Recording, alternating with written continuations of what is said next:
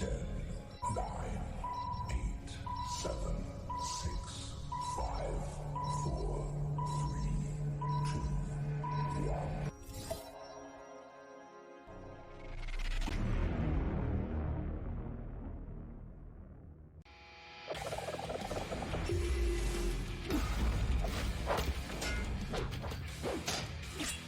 It's so tiny.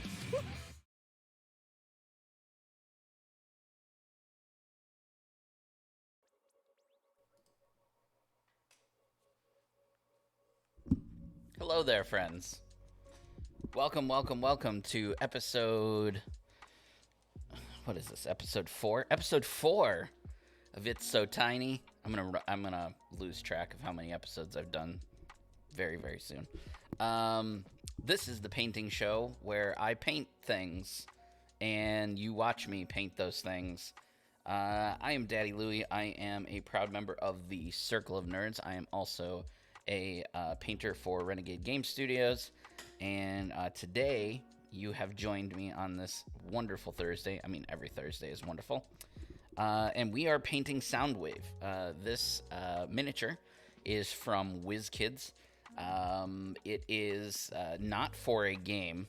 Unfortunately, to my knowledge, there isn't an official Transformers miniatures game. So WizKids did a line of Transformers. Wave 1 was Starscream, Megatron, Optimus Prime, and Bumblebee. Wave 2 was Soundwave and RC. And they did announce a Wave 3 back in 2020, I believe. And that never came to fruition. So hopefully they will continue the line at some point. But currently, we don't know when that Wave 3 is coming. And I think it's Roadblock and somebody else. I can't remember.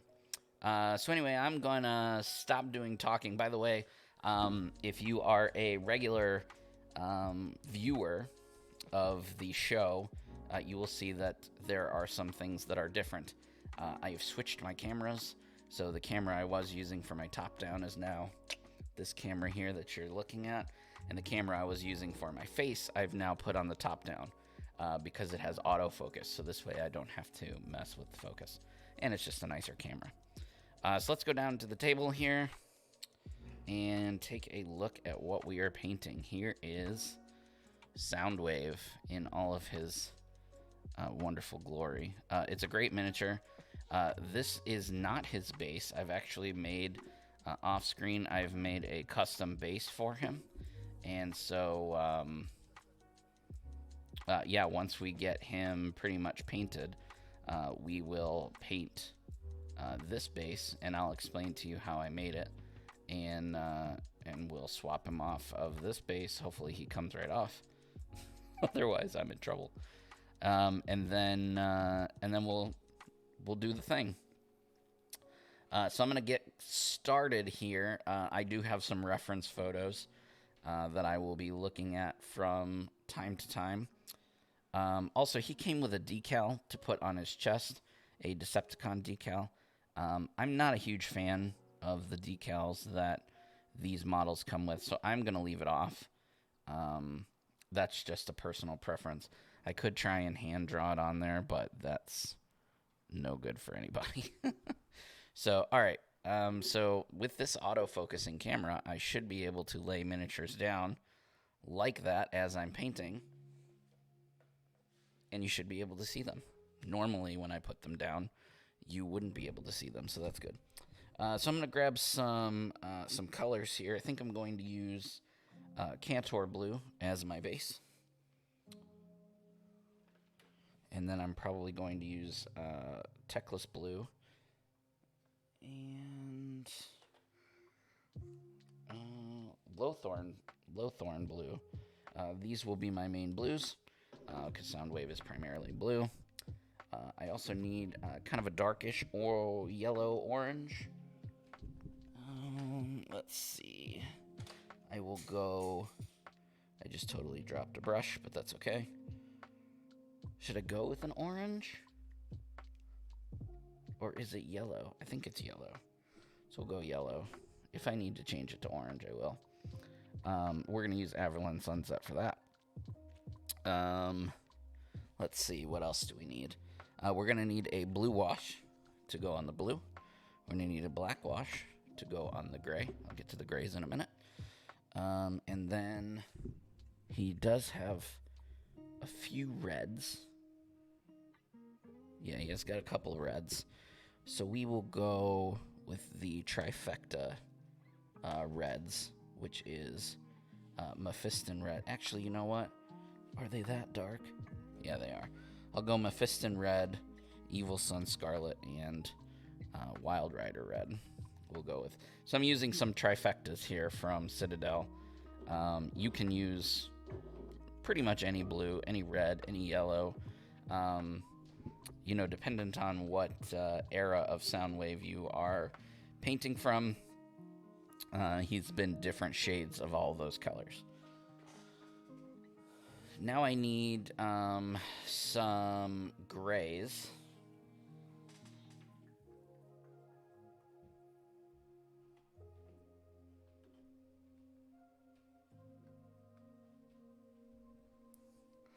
I think I'm going to go Eshin Gray, Dawnstone, Admin Gray. That's not really a good base, though. I don't really want to use Mechanicus Standard Gray in this situation. So, I don't think... Let's take a look at his feet here. I wish I could show you the pictures I'm looking at. See, his arms and his legs are quite a bright gray. Almost like Dawnstone and Admin Gray would be enough. And then his feet are darker. So maybe I go Mechanicus and... Yeah, we'll do it like that. Mechanicus and...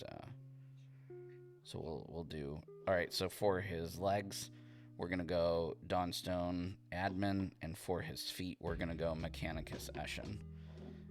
Those are grays. I'm going to try really hard not to paint metal.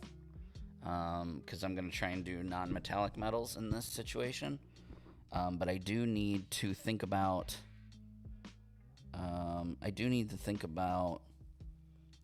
his chest piece. So his chest is probably like Caligar.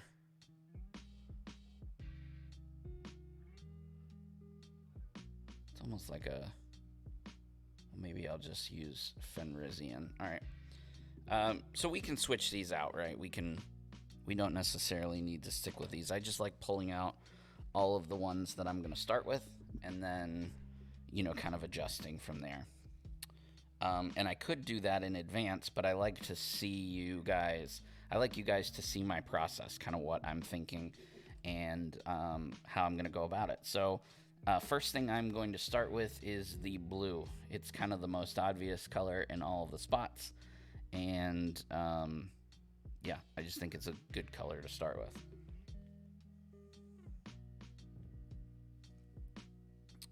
I did get some new brushes today, so we're going to give those a go because, I like spending money on new brushes. I don't know why. Let's see. I'm trying to see which size I want to do. I'll start with this, they call it a monster brush from Army Painter. It is synthetic, so I may not like it, so bear with me here. So I'm going to go with that Cantor Blue to get started. This is a new paint pot. I just bought it today. Because, I have like 30 blues, and that is not enough. So I'm going to add some of this to my palette.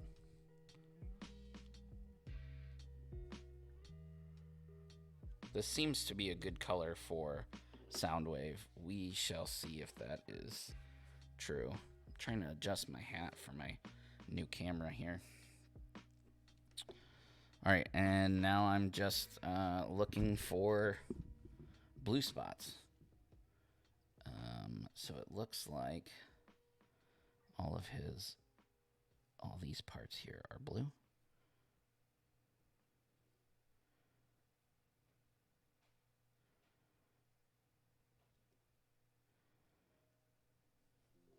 definitely need to water that paint down substantially.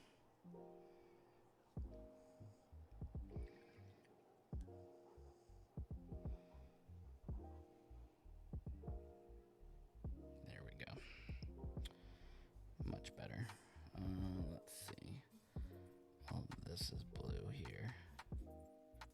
That might be too much water now. Jeepers, can I get the right consistency here?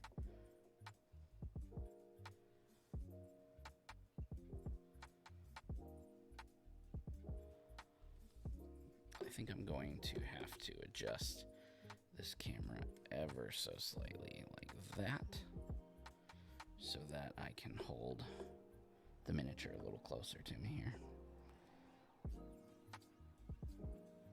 Yeah, this is going on more like a wash than a paint. I must have watered it down too much.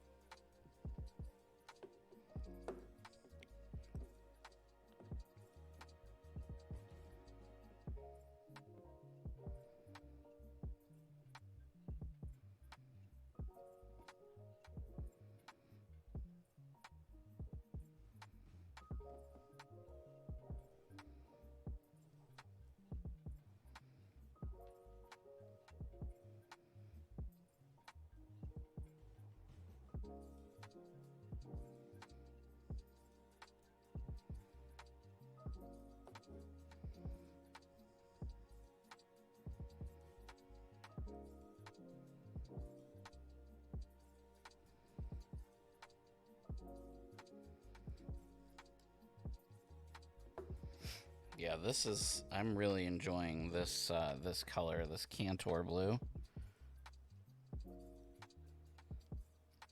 To be honest with you, I didn't even look to see if I already had it. I was just at the game store today, looking at new brushes. If you notice, I have this wrist brace on. I get carpal tunnel really, really bad, and someone recommended to me that I try ergonomic brushes. So I went to the game store to see if they had any, which they did. I'm clearly not even using it. I am using one of the new brushes, but not one of the ergonomic brushes. And where was I going with that? What was the point of my bringing that up? Oh, and so I was there getting the new brushes, and I was like, man, I should look and see if there's any colors that would be helpful for today's stream. And I saw this blue, and I was like, oh, that's a nice blue. And then I got home, and I was like, you know, I may already have this blue, but I haven't checked yet. I could just turn around and look, but that would be too easy. Just looking at photos, looks like he's all blue in the back. Let's see, let's look at SOUNDWAVE.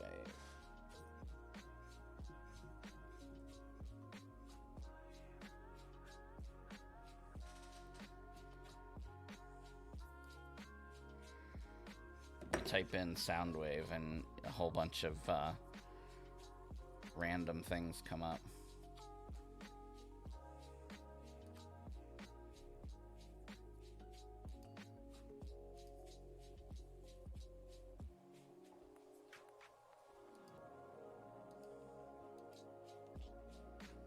Yeah, that picture I had was pretty accurate, so that's good. The photo that I'm using for reference, just so you know, is a statue that Sideshow Collectibles has that is currently out of stock, it looks like. But it's a very cool cel-shaded statue of Soundwave. And the reason that I'm really using it is because there are tons and tons and tons of pictures of that model, basically 360. And so it lets me see all the parts of Soundwave.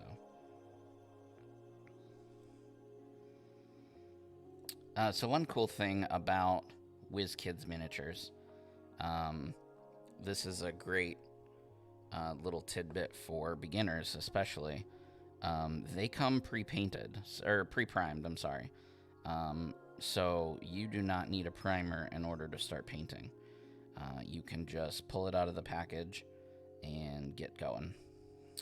Now I have added a little bit of primer to mine because I did some cleanup work on some of the mold lines, and when I did that, it removed some of the primer, so I had to kind of hit it lightly with another primer, but very lightly, just really quick spritz in the spots where I had shaved off mold lines.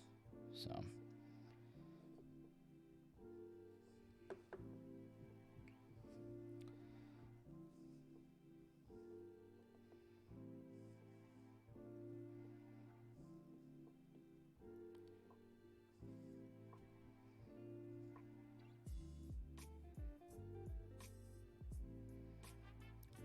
one thing also that you could do that I considered doing, and now that I'm painting this guy, I kind of regret not doing, is prime the miniature in blue. So throw a spritz of a blue primer over top of it, just to make this process that I'm going through now easier and faster. Not that I mind taking my time, but yeah.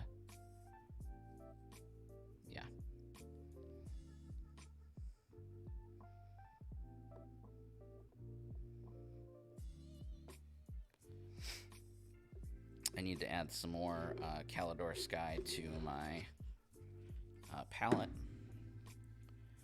This brush I'm using isn't too bad so far.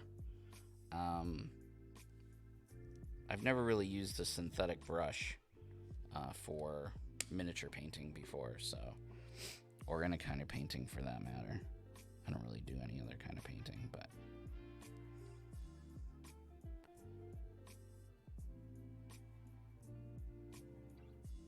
matter of fact, I don't even really know what kind of painting is good, like synthetic brushes are good for.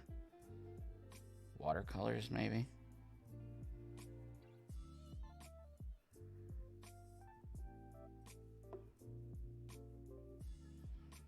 I'd love to take like an art class that teaches stuff like that. Pigment placement, and I was watching a video the other day of a YouTuber, I can't remember his name or I'd shout him out. Amazing painter. But he kept using verbiage that I did not understand, not being an art major. Like, you know, I don't know what gradation means, and I was like having to use a dictionary just to understand his video. So it'd be cool. It'd be cool to do that. Take some classes to kind of learn a little more about art, since that's what we're doing, art.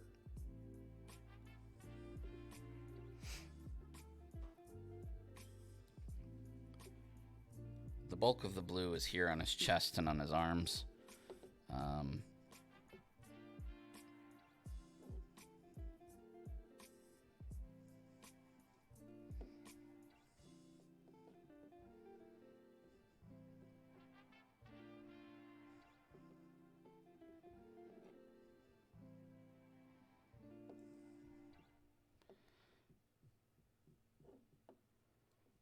Most of his head is blue, I'm just going to go ahead and paint the whole thing blue, and then I will come back and paint the grays.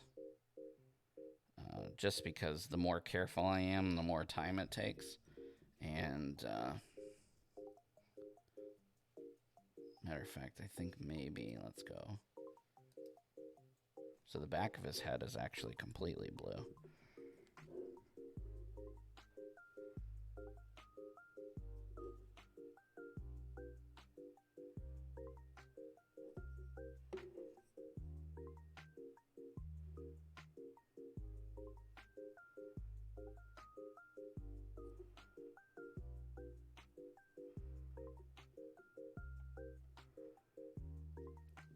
Right now I'm just trying to get the blue in the nooks and crannies.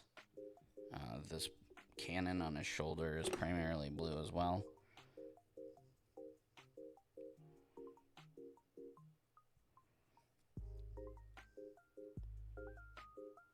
Right now I'm just trying to, really just trying to spread the blue around.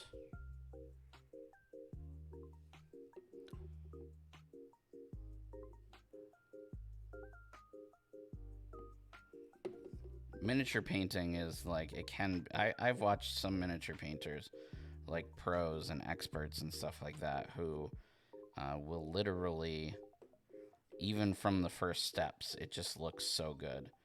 And me, I'm like, man, I just slap everything on there first. It'll look good when I'm done, but in the beginning, it's like, holy moly, that looks terrible. So if you're ever watching me paint and you're like, wow, this guy is not good,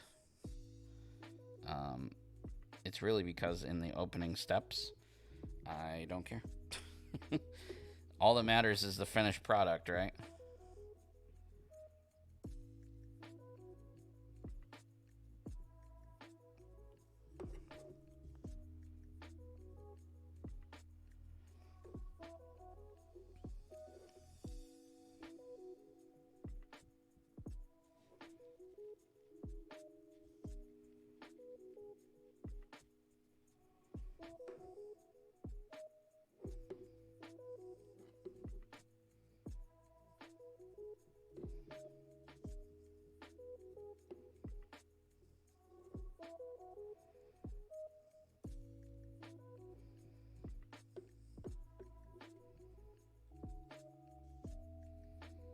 Good painting, keep going. What's up?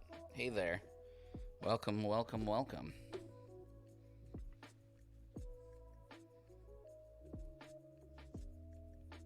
How are you on this fine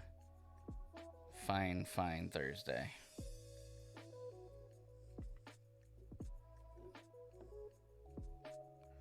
You'll notice I'm going over some spots that I've already gone over. That's just as it dries. I want to make sure that my coats are nice and even, and I get good, vibrant color. You'll notice, like here, the color's bad, but back here, we're starting to get some nice color.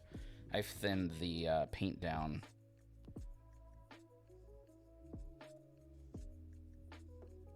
It's night for me. I'm French. So yeah, what, you're like 5 hours ahead of us, I think. If it's the same time zone as the UK. I know that the UK is 5 hours ahead of us, so it's 7 here, 8, 9, 10, 11, 12, so it'd be 12:30. 8, 9,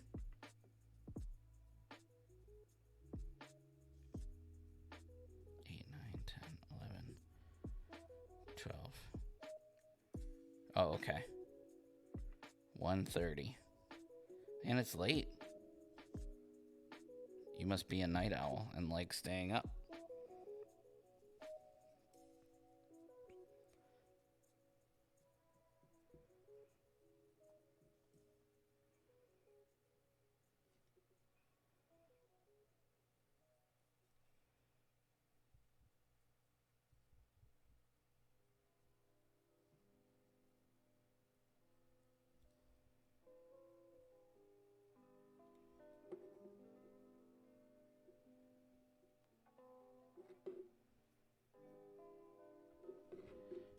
exactly. Love watching artists on Twitch. It's really cool. Thank you. I appreciate it. Appreciate you being here. I also enjoy watching people paint on Twitch. So I'm with you there. I love painting on Twitch, and I love watching people paint on Twitch.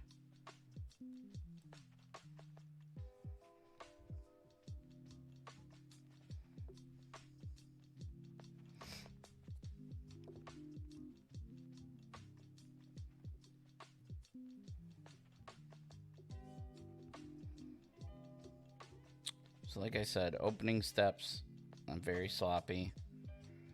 Right now, I'm just trying to get paint from my palette onto the miniature. And then I will tidy everything up.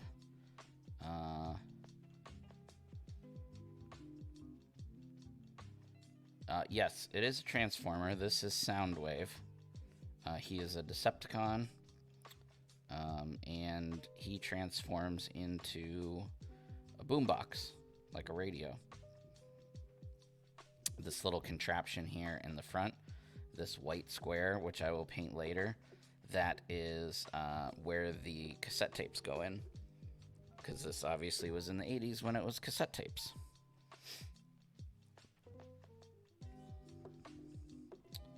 Let's see, let's take a look at his blaster. His blaster is blue as well, except for the tip here. So we're going to paint this hand. It might not look like it, but we are pretty kind of close. Not really. I shouldn't say pretty close. We're getting there with the blue before we switch. Once we switch to a different color, things will start to really come together.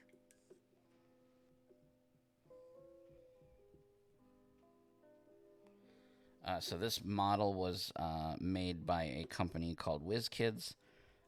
They also make Dungeons and Dragons miniatures, and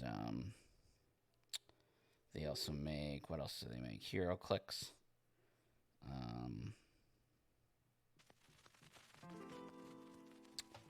can't think of what else they make. Sure, they make other games. Those are just the obvious ones that I can think of off the top of my head.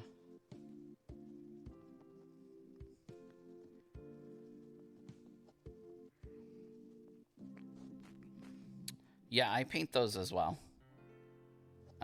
I like to just, like, every week when I paint, because I paint every Thursday at this time. And I always try and pick something different. So last week I painted Teenage Mutant Ninja Turtles. And the week before that I painted He-Man. Week before that I painted Boba Fett. So, yeah, I just really like to change which miniature type I'm painting each week. Because it also keeps the... Yeah, I'll show you the turtles in just a second. I will gladly show them. They are right next to me.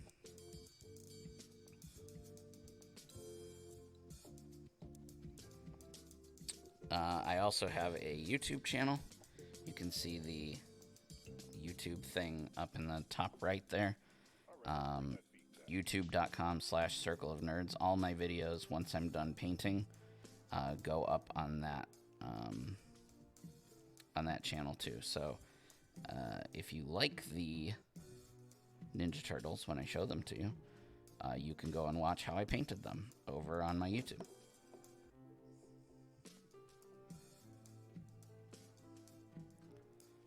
Alright, I'm gonna let those...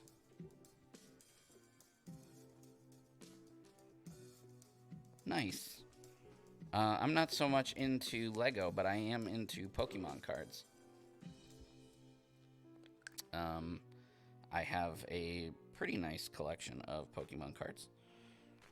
So we have that in common for sure. Alright, let's see.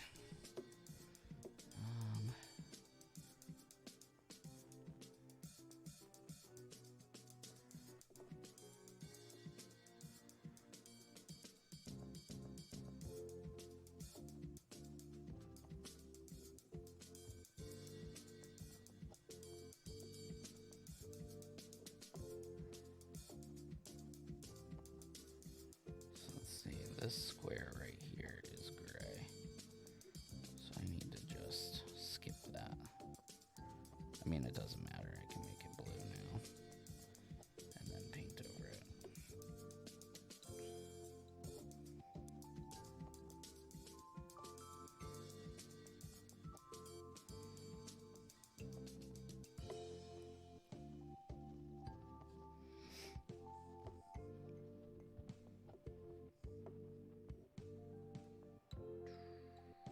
Let's see. Let me see the inside. I think the inside of his legs are a different color than the outside of his legs. Yeah.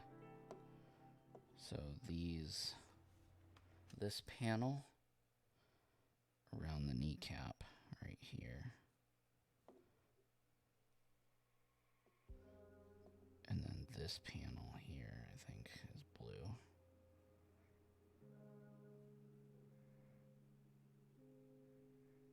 And I think all the rest of that is gray. It's hard to tell from this picture, but I think that that is correct. Let me just verify. Show me the inside of his leg, please. Thank you.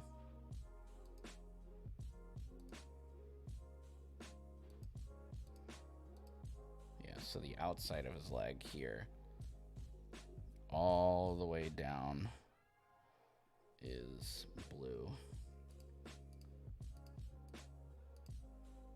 The back, these are vents. Oh no, those are the cassette buttons. Gotcha. Okay. I got it now. I understand. Having to look at reference photos so that I make sure that I paint the character accurate to the cartoon, because I really enjoy painting stuff that is screen accurate. It'd be like painting Pikachu pink instead of yellow. Couldn't do it.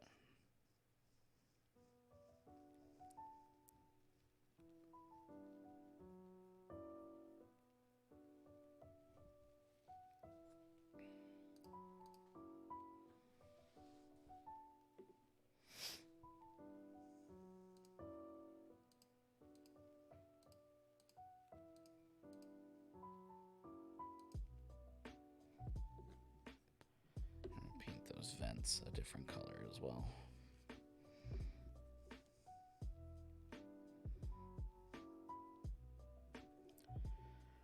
So still just working on this base coat here, trying to get all of the blue on the miniature. It is time consuming. This is probably the longest part. Like I said, if you, in hindsight, what I probably should have done is primed the miniature in blue. I had thought about it, but the blue primer that I have isn't really the color of him that I would want, so I would have ended up doing this step anyway. The difference is that I wouldn't have to do multiple coats, because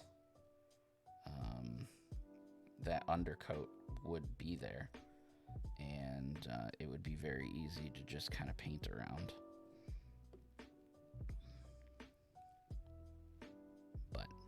As you can see now, I have to struggle through the pain of getting this blue on. And what's weird is it's a base blue, so you'd think it would go on a little easier, and it's not necessarily. But we're getting there. We are making progress.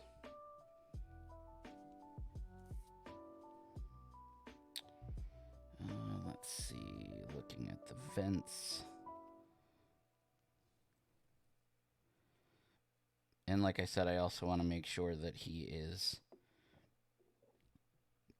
as screen accurate as possible.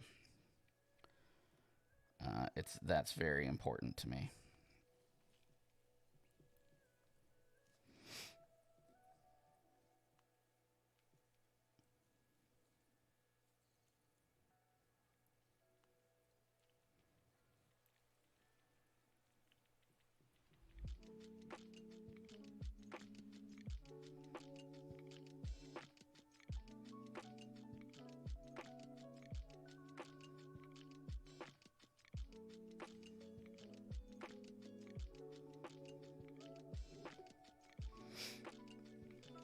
and some more paint. Again, if you're just joining, we're using Cantor Blue as our base blue here. And I'm not being super careful about where I put the blue. I'm just focusing on getting the paint from the pot to the palette, from the palette to the miniature. And once I get the base colors on, then I will worry about how it actually looks. But this is a time-consuming process, and so the more careful I am, the longer it takes. And I don't want it to take all night just doing this. So.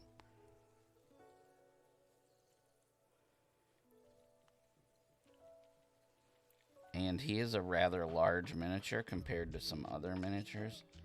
So that also makes the process take a little longer.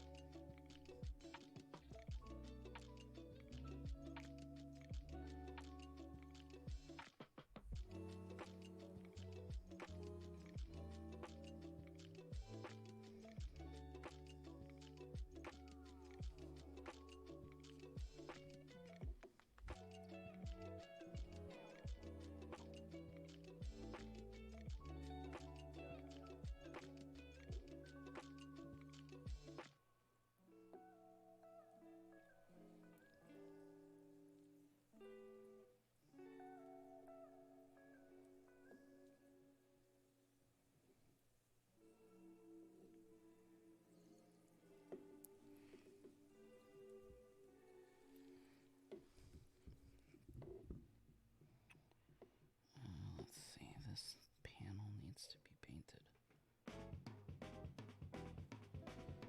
And that's it for the inside of the leg.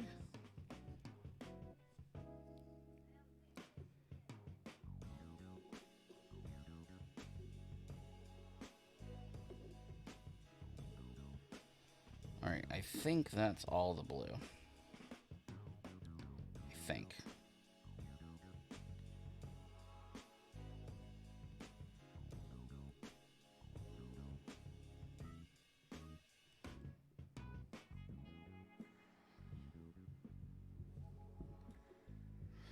Let's see, let's look at our reference picture really quick.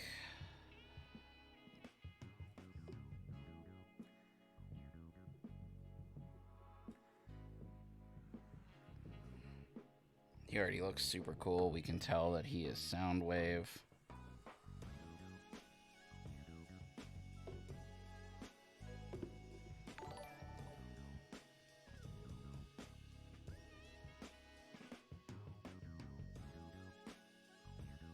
Hey, thanks, man. That's super cool of you. Huge shout out to Walk2B for the donation. That's really, really awesome, man. I really appreciate it. Yep, I'm definitely not gonna give up. Never. This is what I was born to do for sure. So, you know, even if one person watches me, you know, that's all that matters. Heck, if no people watch me, that's okay too. I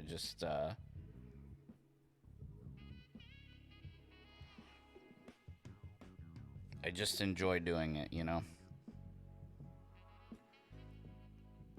I'm gonna show you that that transformer in just a minute once I finish getting this blue done. So stick around because I want you to see it.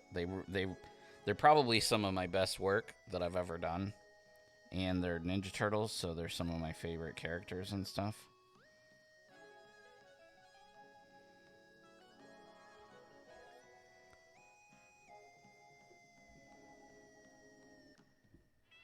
I need just a little bit more Cantor Blue to go on the top.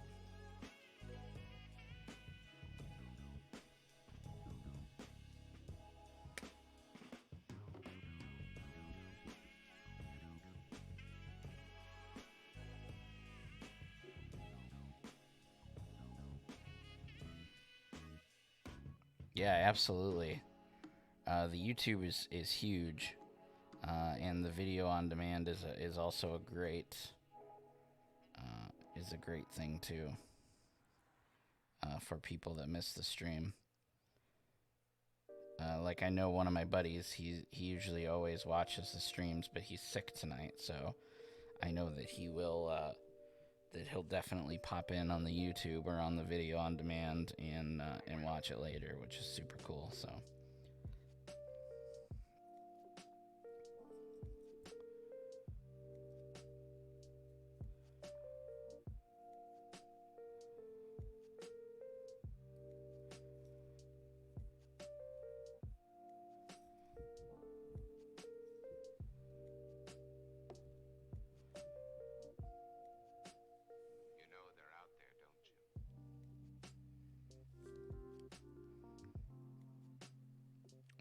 My buddy, he actually lives over in Wales, which is why I kind of knew what the time difference was, because I'm always like checking my fingers and checking my clock, like, what time is it there? Like, can I talk to him? Can I call him?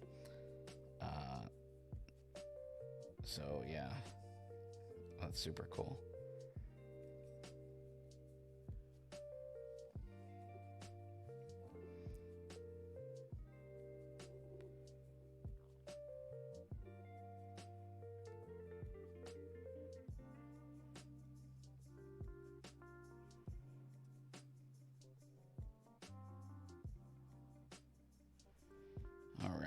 I think we're good on the blue. I think I can finally put the blue down, and thanks for the follow, man. I really appreciate that.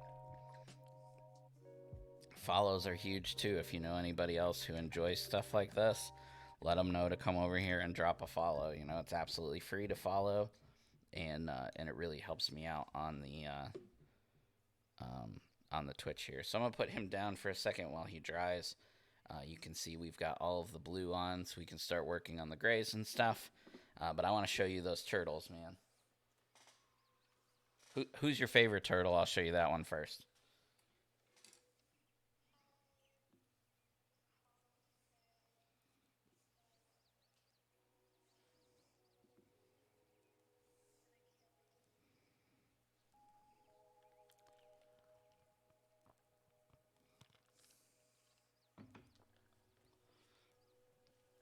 All right, Leonardo. All right, man, here he is. Let the camera focus.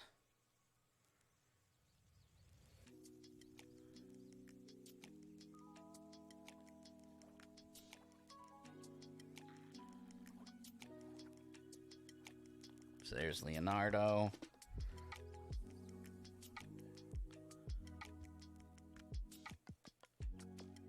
Michelangelo.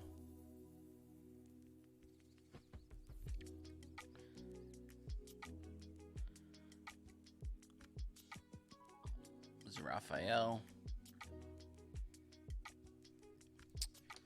And then, last but not least, Mr. Donatello. Yeah, so we painted those up last week.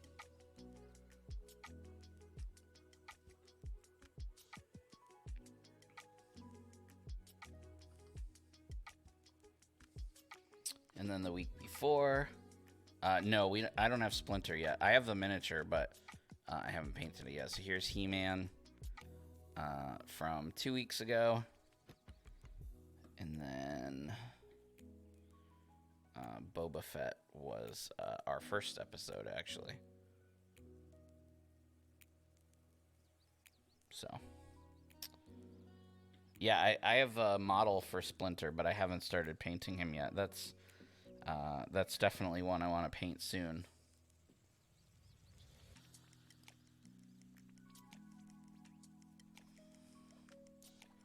All right, let's see here. Let's start. Let's work on the feet real quick, because that's. Thank you, I appreciate that. Yeah, that was some of my best work, honestly. I don't want to say I don't ever paint like that, but it was definitely, you know, one of my better paint jobs for sure. All right, so we're grabbing some Mechanicus Standard Gray. We are going to put that on these. This is the only part of the miniature that we're going to put this color.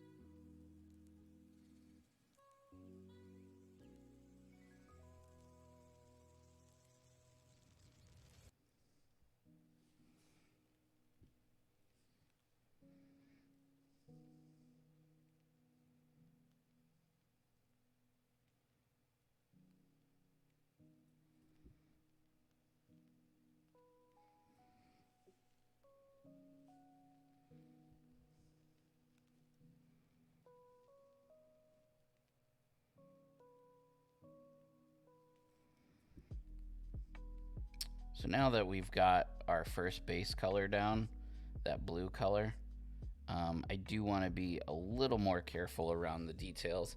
Obviously, if we screw up, we can always come back and fix it.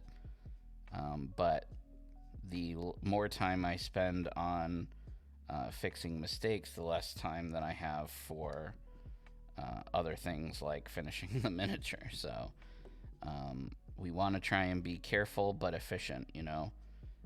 So you kind of need to find that balance of the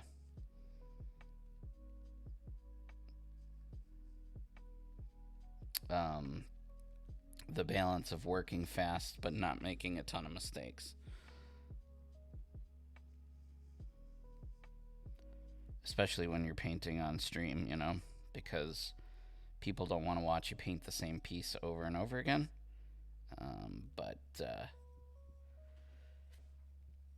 would a modern SOUNDWAVE require internet access to stream audio clips? Yes, he'd basically be an iPad. I was gonna say an iPod, but I don't even think they make those anymore. Do they? Do they still make iPods? I don't think they do. All right, moving on to the lighter gray. I don't know if they do either. Yeah, I don't think they make iPods anymore. I know the first thing that they got rid of was the iPod Shuffle.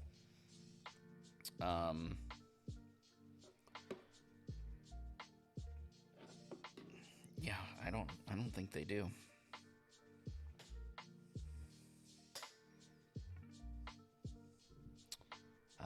What was I working on? What color was next? That's a rhetorical question because I'm mostly thinking about. Oh yeah, I'm gonna use Dawnstone for the lighter grays, which is going to be just about everything else on the miniature. There are other details, of course, but so I'm gonna grab this, put it on my palette.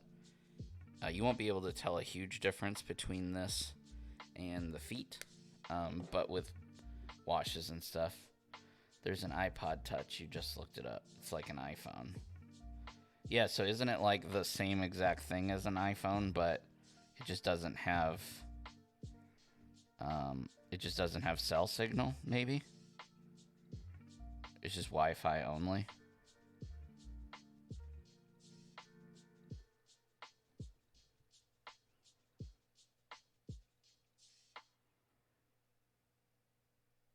I'm gonna have to switch to a smaller brush to do this. This is not gonna work with this ginormous brush.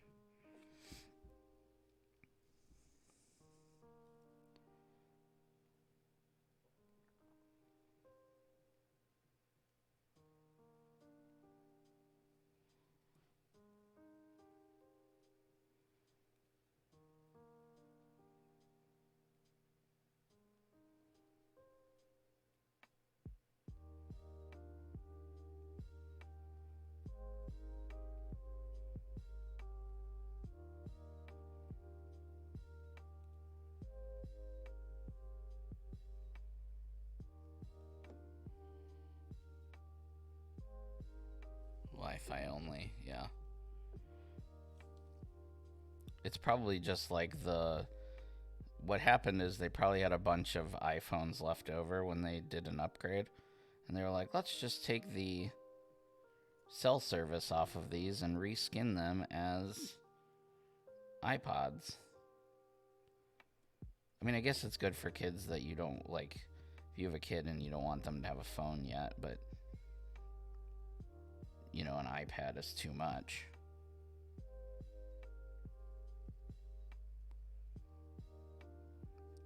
I used to have, as a matter of fact, I think I still have my iPod, the one with the screen. What was it called? It wasn't an iPod Touch. I don't remember what it was called.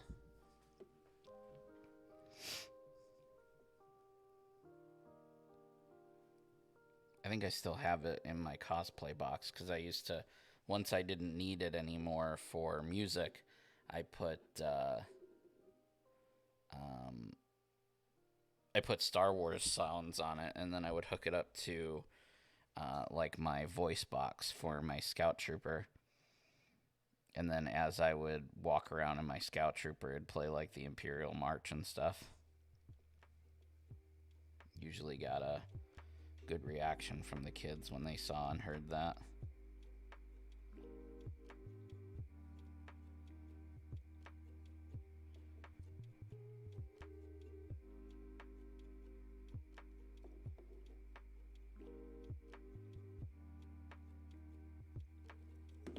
Ooh, I keep dropping it.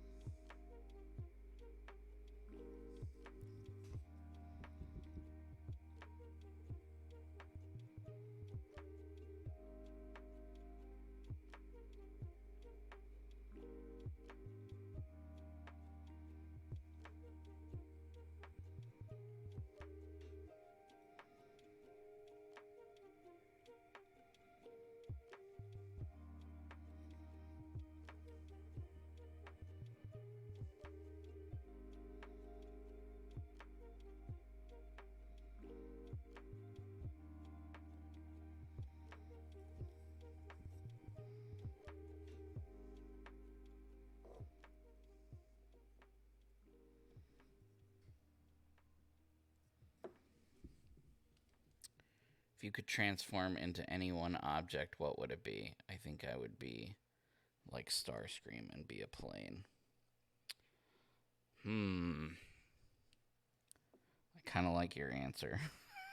If I could transform into any object, a plane would definitely get me places quicker.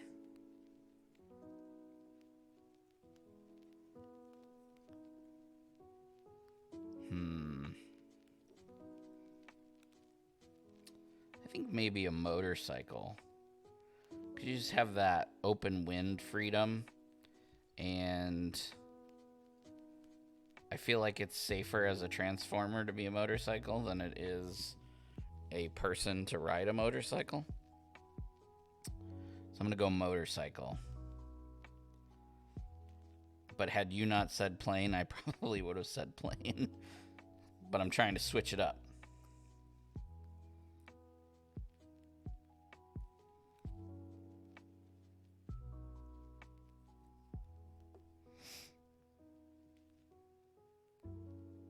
There was. RC is a motorcycle. I have a miniature of her, actually, over on the shelf. She was like a pink motorcycle.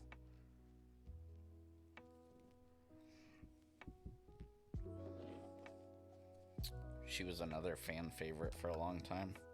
I think I'm going to switch to a smaller brush. This one is okay for what I'm doing. Maybe I'll keep using it for a few more minutes. There's just some details that are about to get very small.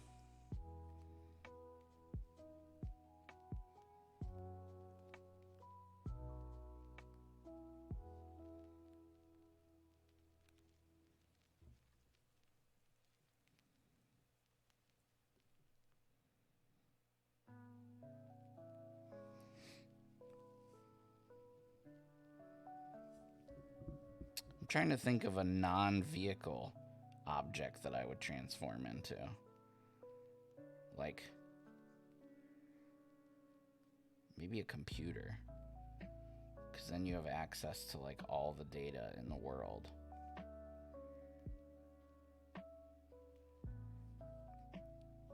The only problem is then you have access to all the data in the world.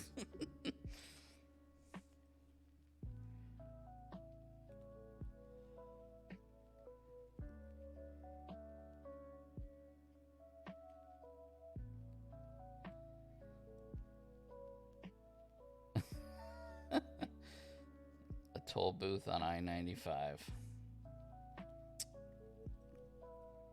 Be raking in the money. Oh, that was supposed to be blue.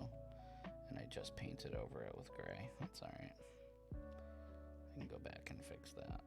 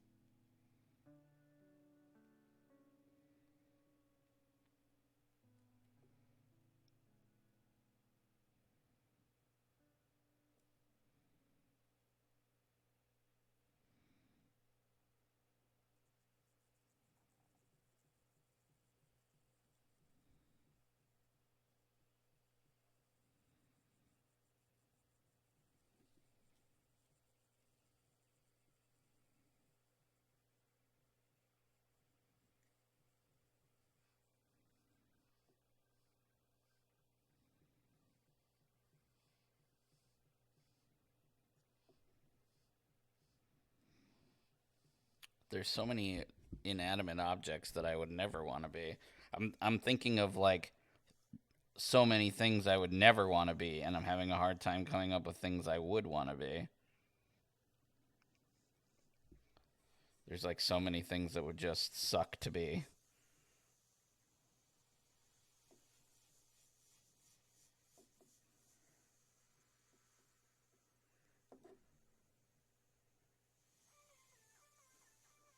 I don't know why my brain keeps going to, like, a trash bin.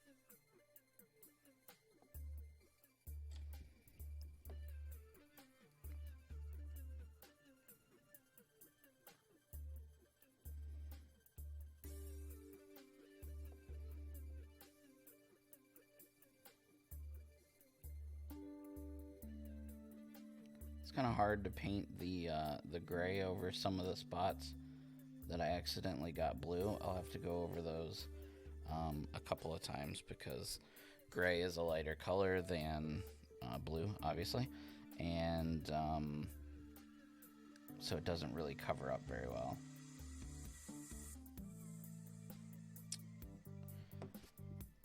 In other news, tomorrow is a big day in the world of television and cinema. And I'm very excited. And I'm very torn about what I'm excited most about. Well, that's not true. I already know what I'm excited most about. But we have Obi-Wan. We have Stranger Things Season 4. And we have Top Gun Maverick.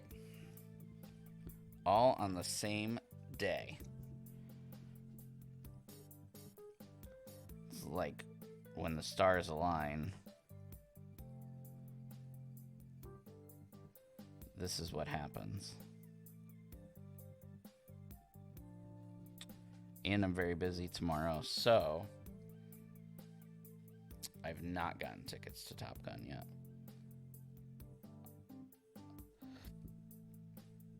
That is a lot coming up tomorrow.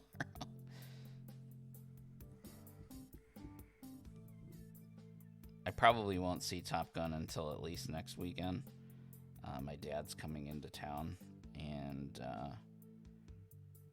for my son's graduation, and so I may convince him to go see it with me, because that's really nobody else in my house's thing, going to see an action flick. But I want to see that bad boy in IMAX, man.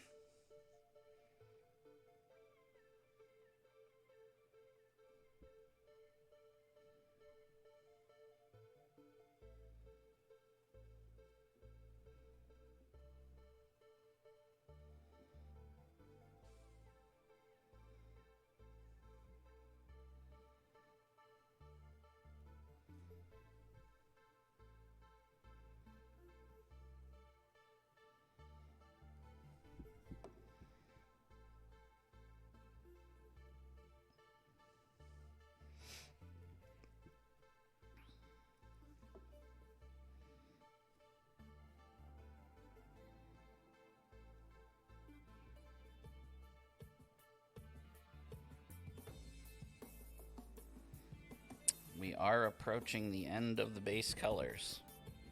Not quite there yet, but we're getting there.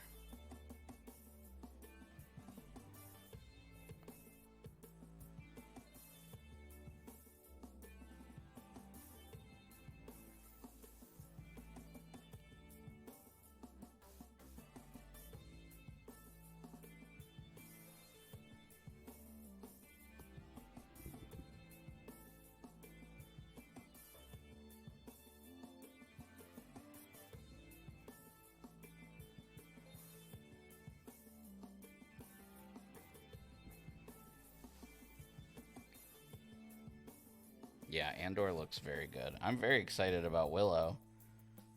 Willow was a big deal in the 80s, and the sequel, like making a sequel just makes sense, especially in the world of sequels. But yes, Andor does look very, very good. I'm glad we have like a release window for Mandalorian Season 3. I wish that it was sooner, but rumor was we were going to get it at the end of summer or sometime in the fall of this year, and now it's like, nope, you're not getting it till next year, sucker. And it's like, oh, well, that kind of sucks. But yeah, it is what it is. Yeah, the end of August. I think it was like August 28th or something like that. It was at the end of the trailer, I think.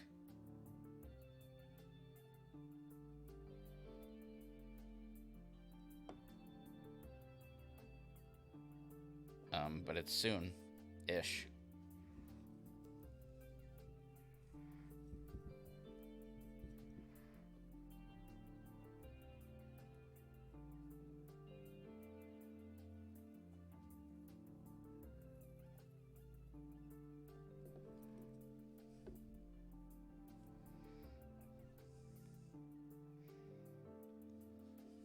I knew that it was coming out, but I didn't think that it was gonna, like, I knew it was in the works.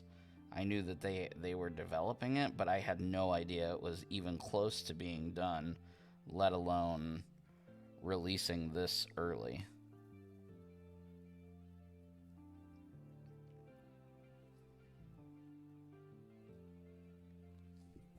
And you know that Andor is the character Cassian from Rogue One. He was like the second main character in Rogue One.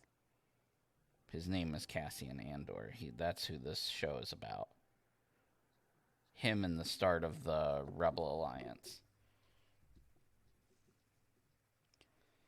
You didn't catch it because they did a good job with the trailer and didn't make it all about him. He's literally only in the trailer for like one or two very, very brief scenes. You barely see him. But yeah, it's about him. So this is like before the events of Rogue One.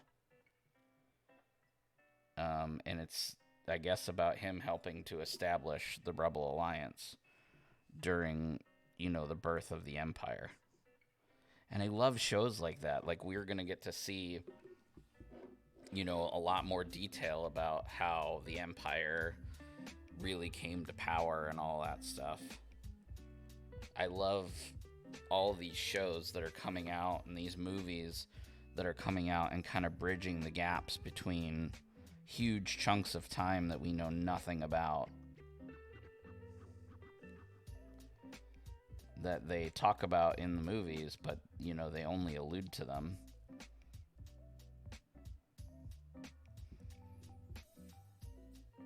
It's very cool.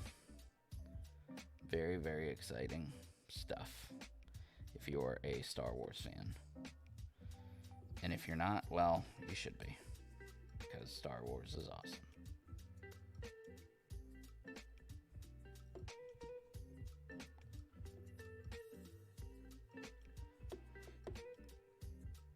Alright. Now I'm for real going to switch to a smaller brush. I keep saying that, and yet I'm still using this workhorse of a brush.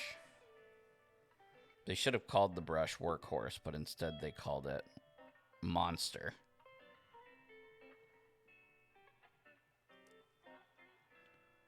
So that was that new brush. Let's try another new brush.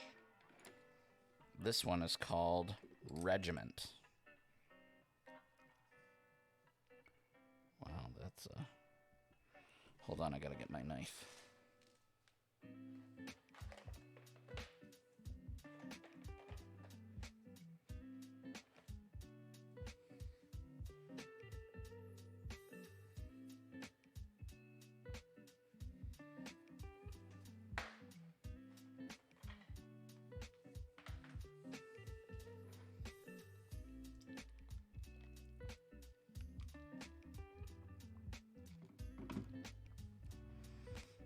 Alright, let's try this Regiment brush.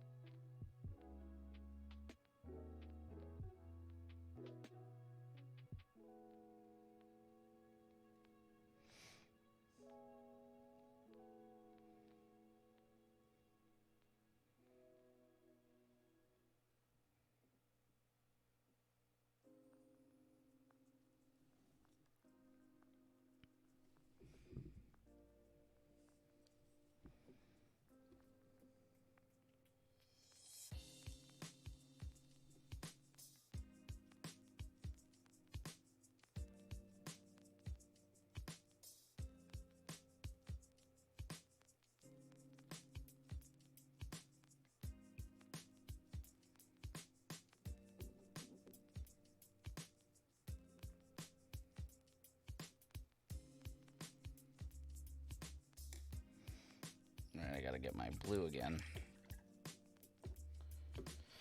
And do the blue thing.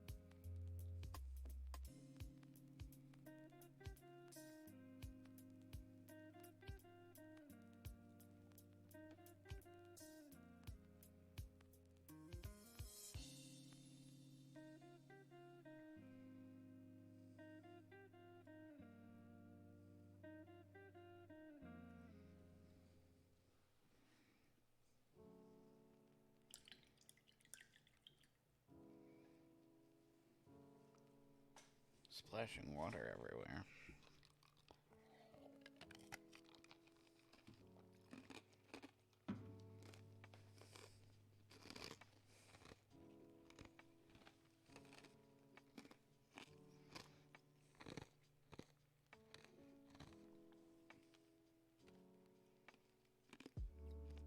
I'm trying to find other gray bits.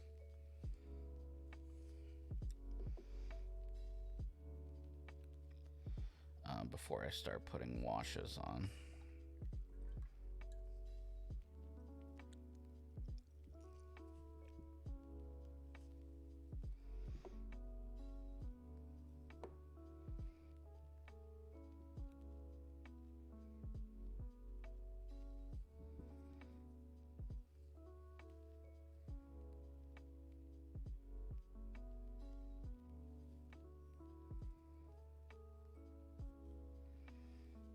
Gotta do his mask.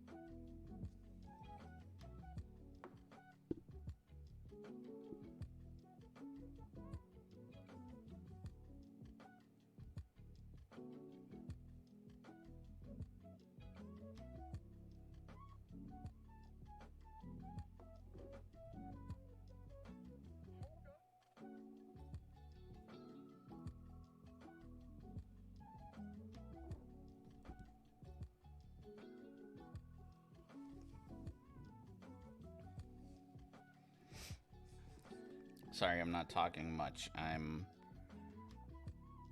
nervous about getting paint where I don't want it now. So I'm like holding my breath. It's like when I was in the military, during military training, when they were like teaching you how to fire. And they'd be like, you know,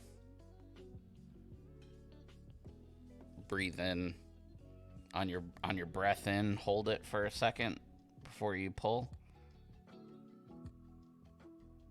It's the same thing. I get close to a detail and I'm like,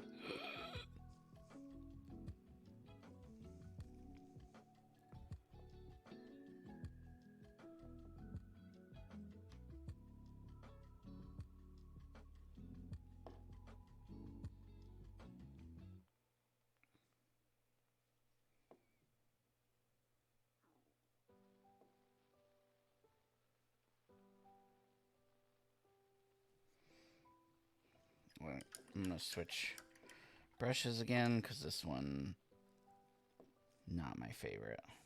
Maybe I'll keep using it for now.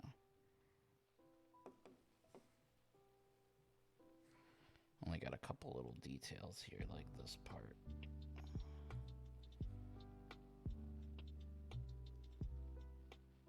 Oh, and I gotta do the back of the legs too.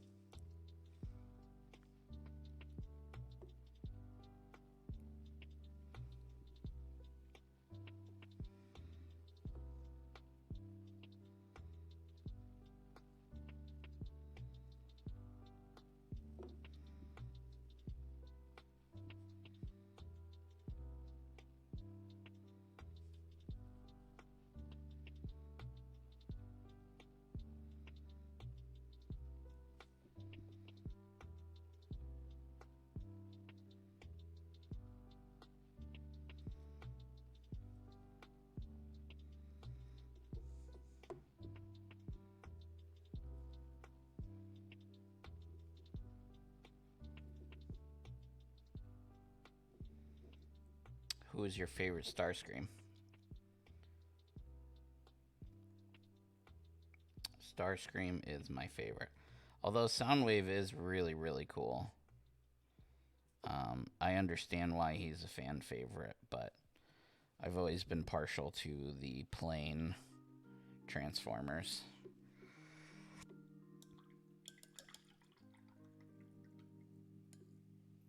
Who is your favorite Decepticon?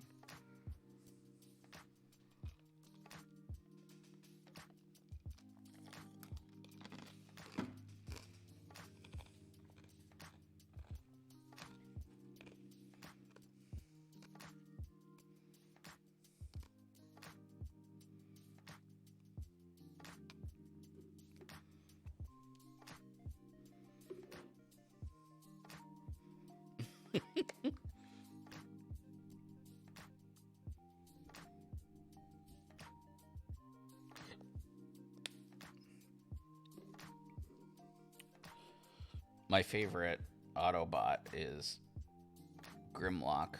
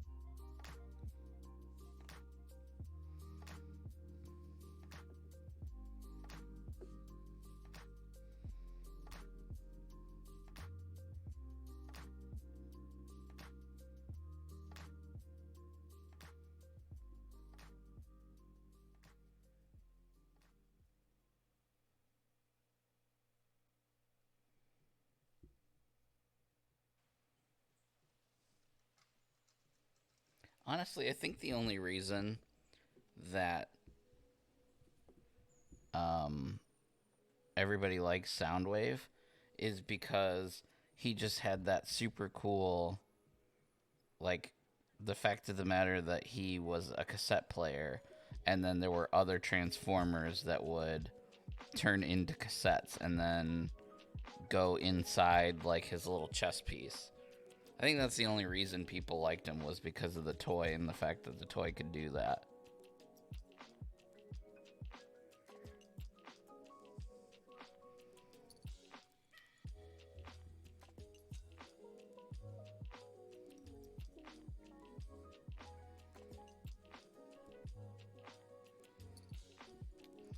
I don't know if I've ever seen one of the movies that has him in it. Unless he's in... I don't think he's in the first two, is he? Must have been some of the... I think those are the only ones I saw. Maybe I saw Bumblebee, which was freaking awesome. I just need Michael Bay to make a Transformer movie where they're 100% on Cybertron. Like, I just want to see a movie, you know, a live action movie about the war of Cybertron. Not just a scene, I want the whole dang movie. I don't want humans, I just want robots.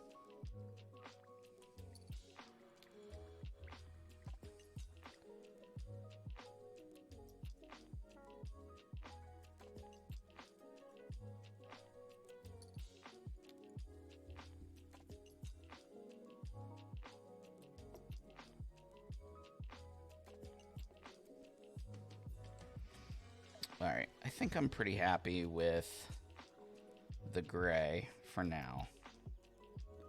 I will probably obsess over it more later, but I think I'm pretty happy with that for now. I am going to grab the yellow and do the yellow bits real quick. Right, one without people. No Megan Fox, no Witwicky. Although I kind of liked Witwicky. I mean, I liked him more than Megan Fox's character.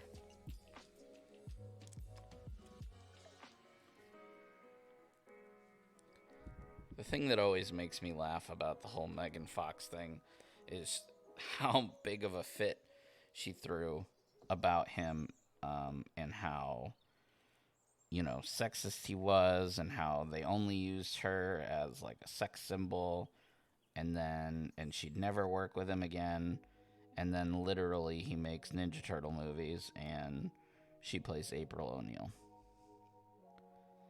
It's like, how can I even take you seriously now, woman?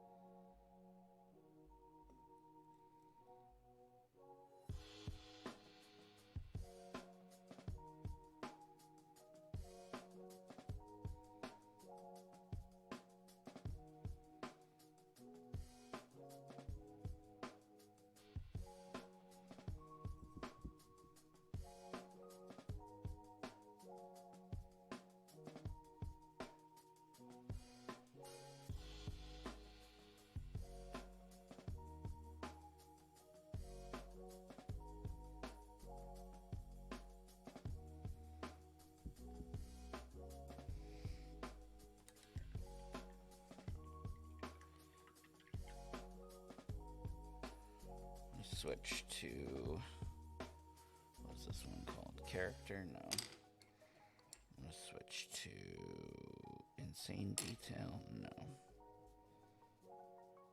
Detail. We'll just go detail.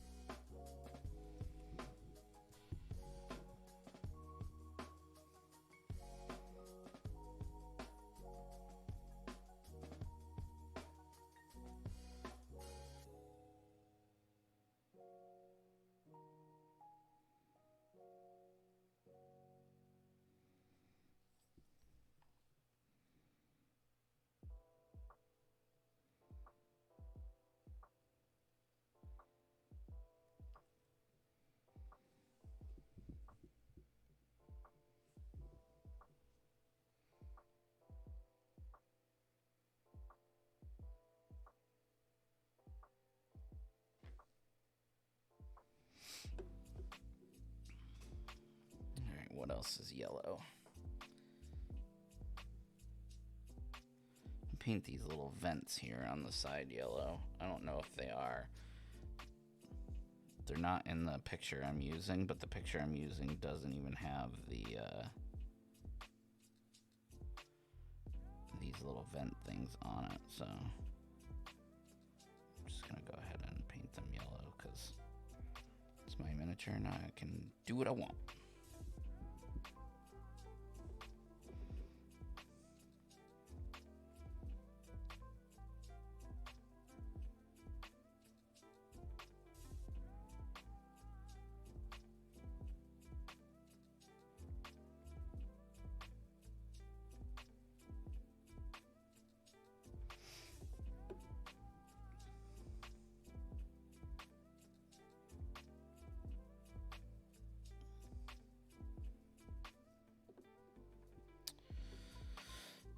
Let's see, what else is yellow?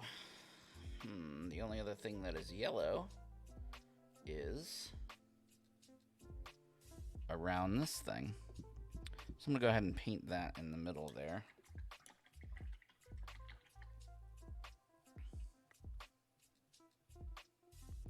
I don't know what dang color to use.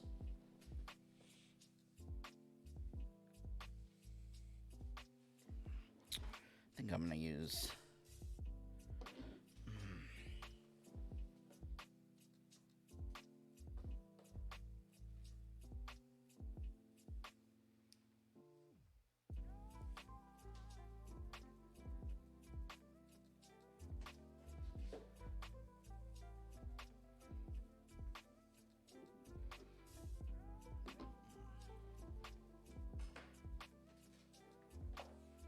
I'm just gonna use the little thorn blue.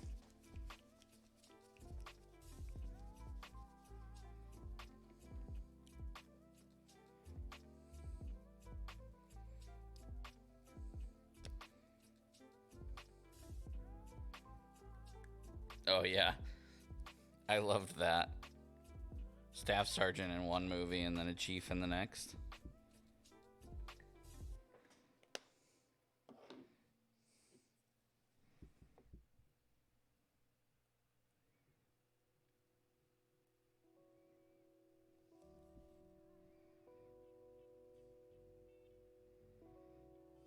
Yeah, I love that too.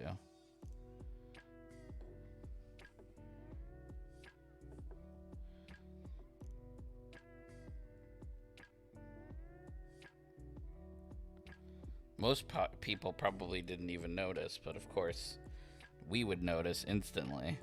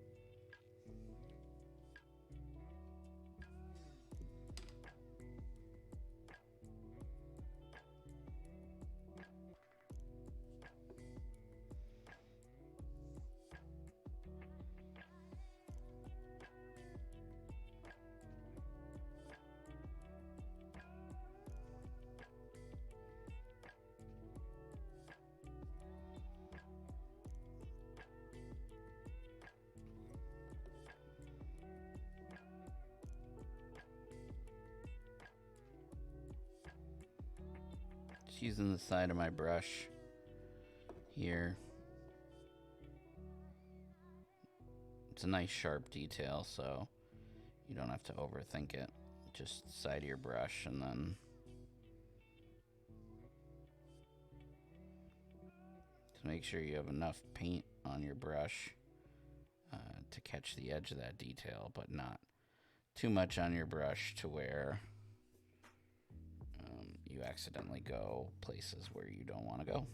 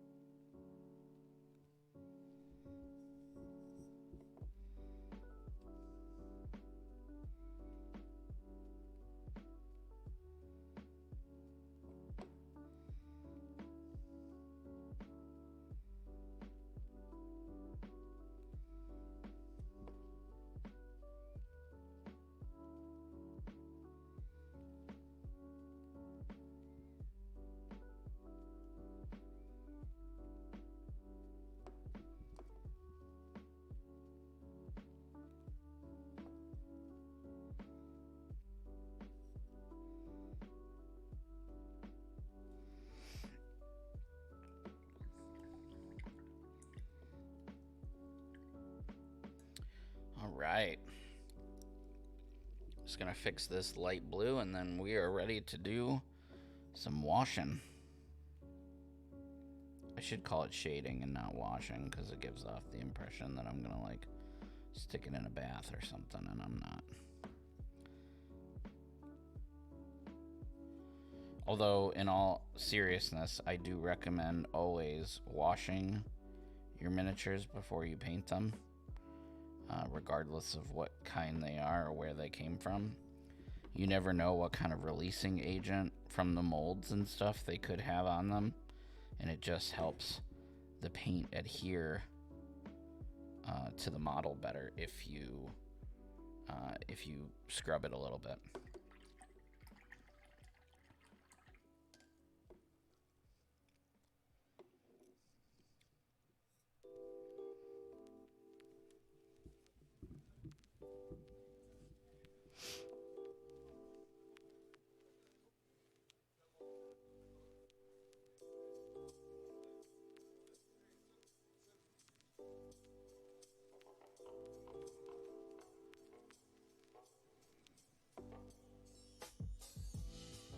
Alright, I could sit here all day and mess with it, but I'm not going to.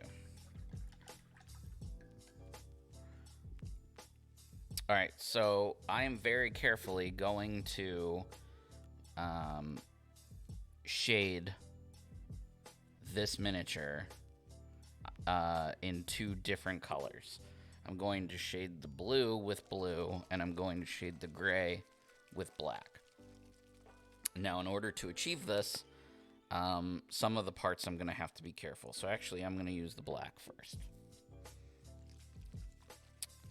So my black shade of choice is Nuln Oil. And I'm going to put my brush over there. And I'm going to get my shade brush here.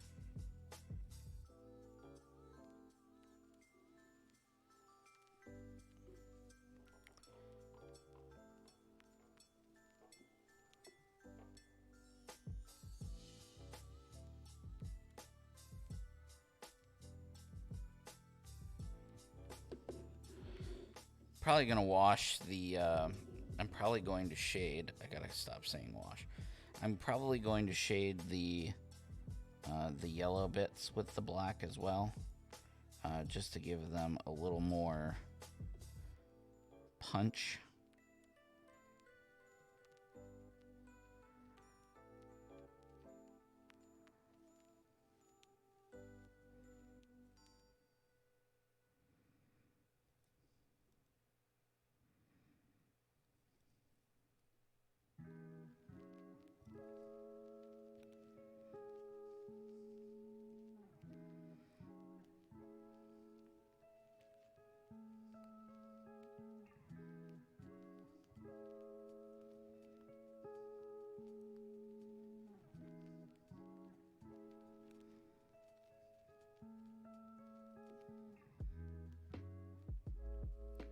I'm just being a little more careful than I normally am. Not too much more careful, but normally when it comes to washes, I tend to use one color on the entire miniature, just to make shading quick and easy. But in this case, I want to deepen the blue. I don't want to mute it with the black. Any other miniature, I would probably just put a black wash on the whole thing. But again, in this case, I don't want to do that because I don't want to mute the blue. I want to do the opposite. I want to kind of darken it and enrich it. You know what I mean? Enrich it is not the right terminology, but you understand, I think, maybe. Going to do D&D. Catch you later. Thanks, man. Enjoy D&D.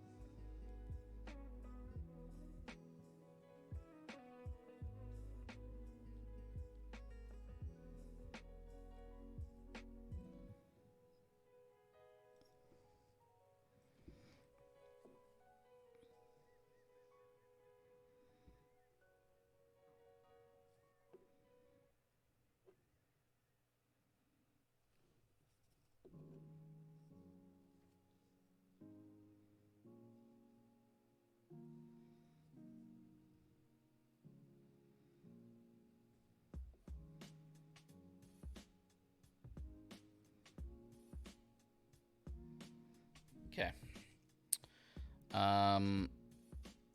The gray looks pretty good. I'm pretty happy with it.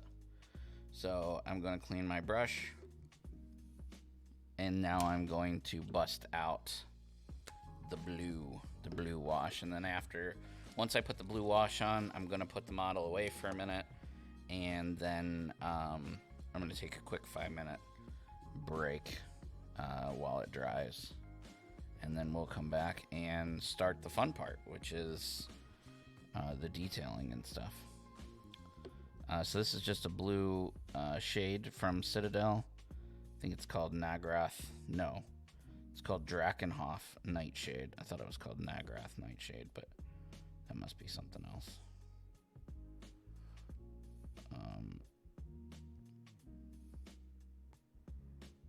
And this is going to darken down the blue, get into the recesses, but it's not going to mute the color, which is what I want. I do not want it to mute the blue, which is what the black wash would have done.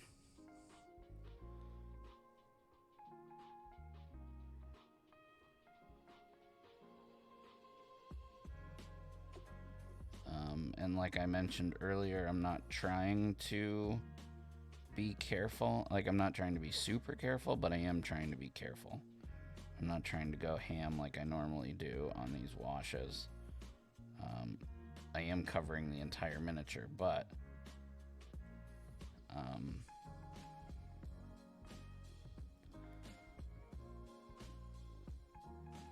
I'm covering the entire miniature with 2 colors.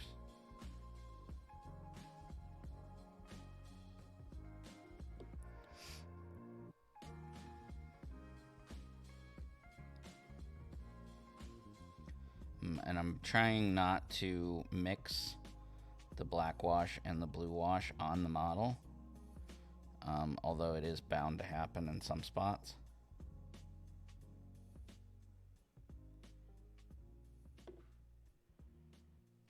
But it's certainly not my intention to do that. If it happens, it happens. I can fix it later.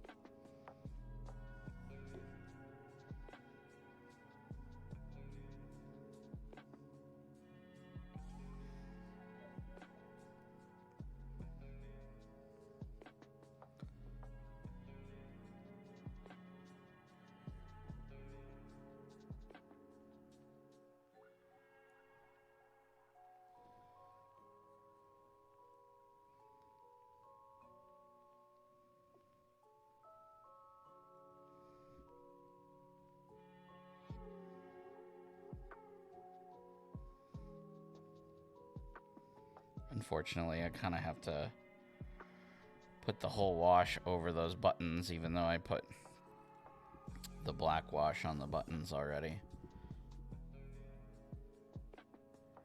Because I really want that blue to go in the crevices, so. This detail here is where that blue wash is really going to help. Because look at all those details and stuff back there.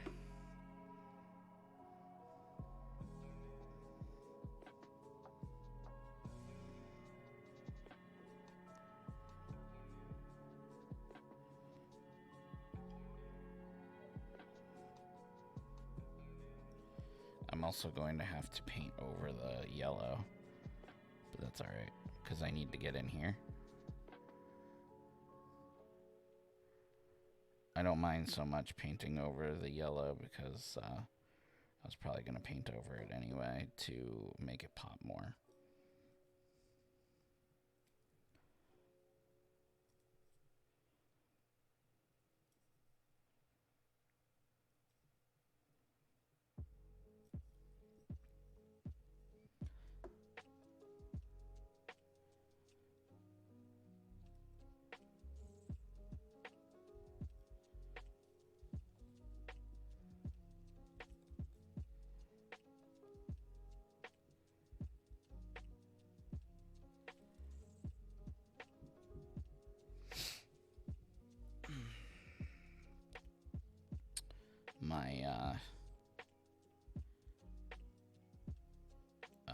what do you call it? Carpal tunnel is like really flaring up at the moment. So I'm saying, guys, like, if I can paint, anybody can paint. I have carpal tunnel. I shake real bad.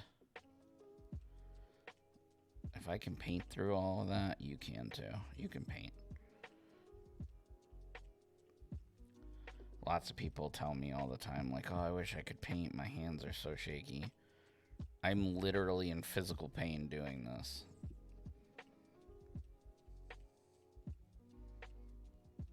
What's that tell you? Tells me if I can do it, you can do it.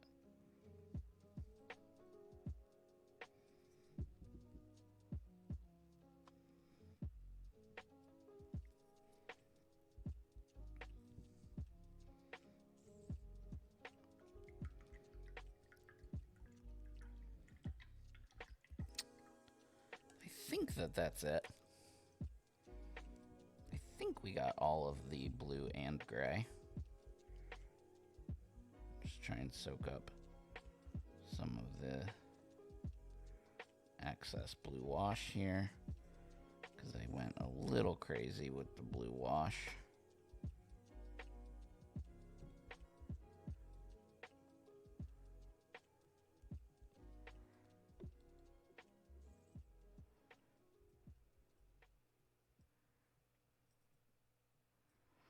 All right, this is a good spot to take a break and let the wash dry. So I'm going to take a few minutes. I'll try and keep it at 5, definitely less than 10, and I will be right back.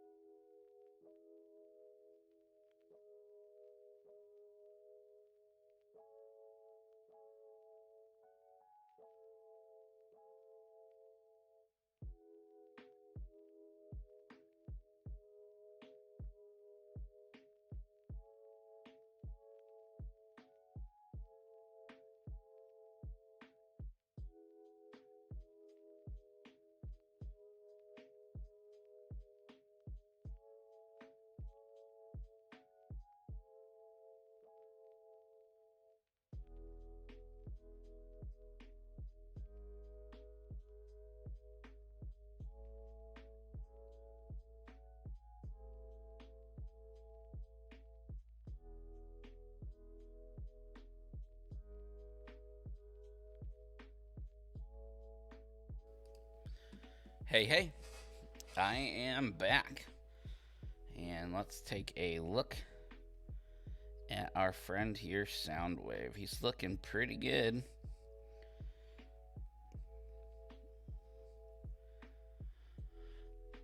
Still not super dry, so we are going to work a little bit on his bass. So as I mentioned earlier, I've customized a bass for him.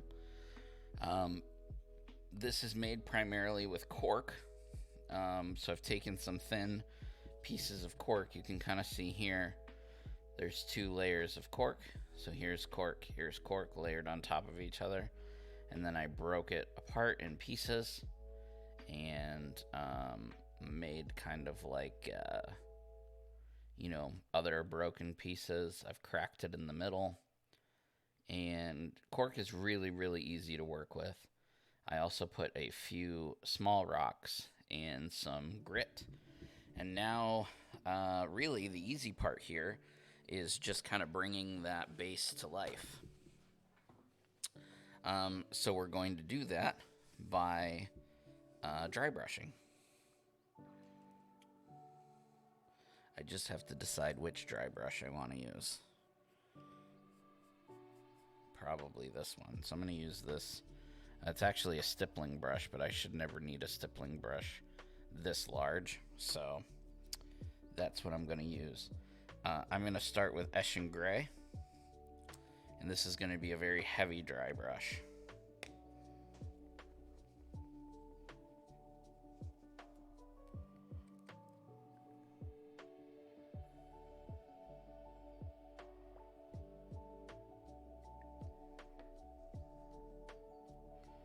So you kind of work the paint into the bristles and then brush off a lot of it. And then I'm just going to very heavily dry brush this base. So the base is, man, there's hairs coming off of this. The base is primed in black. Once I did all that stuff to it that I mentioned, you can kind of see a little bit of the cork showing through. That's okay, we can fix that.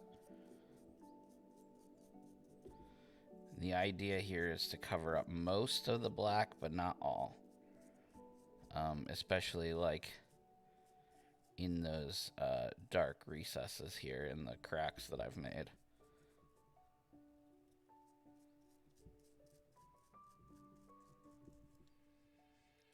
I apologize if the camera is super shaky.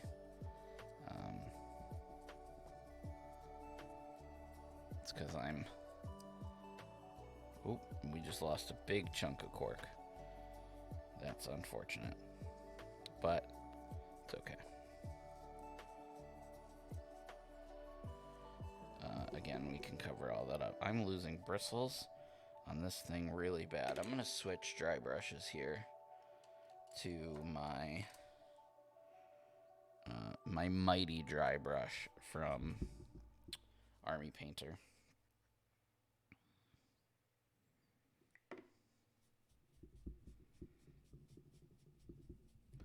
Because I should not be losing bristles like that.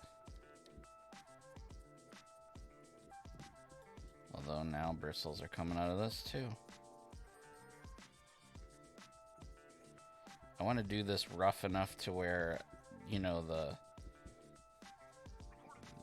paint does what I want it to do, but I don't want to be losing huge chunks of cork either, which is what's happening. I don't know why.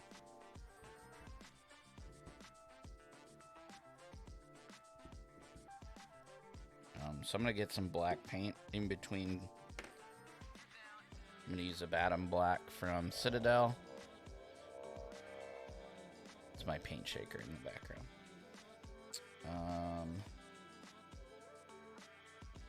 Use my Regiment brush. It's my go-to brush of the day.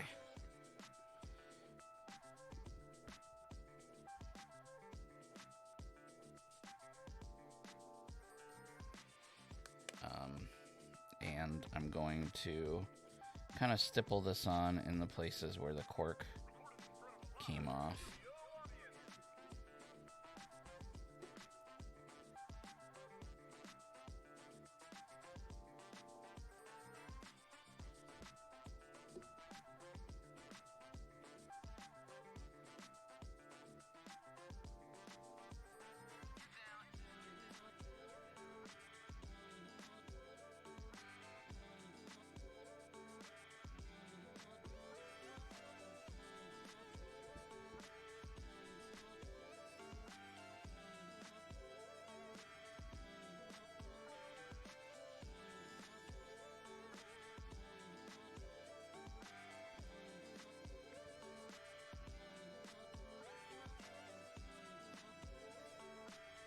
Alright.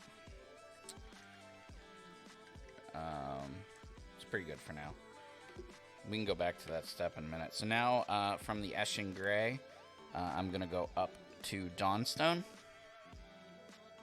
which is kind of the next gray.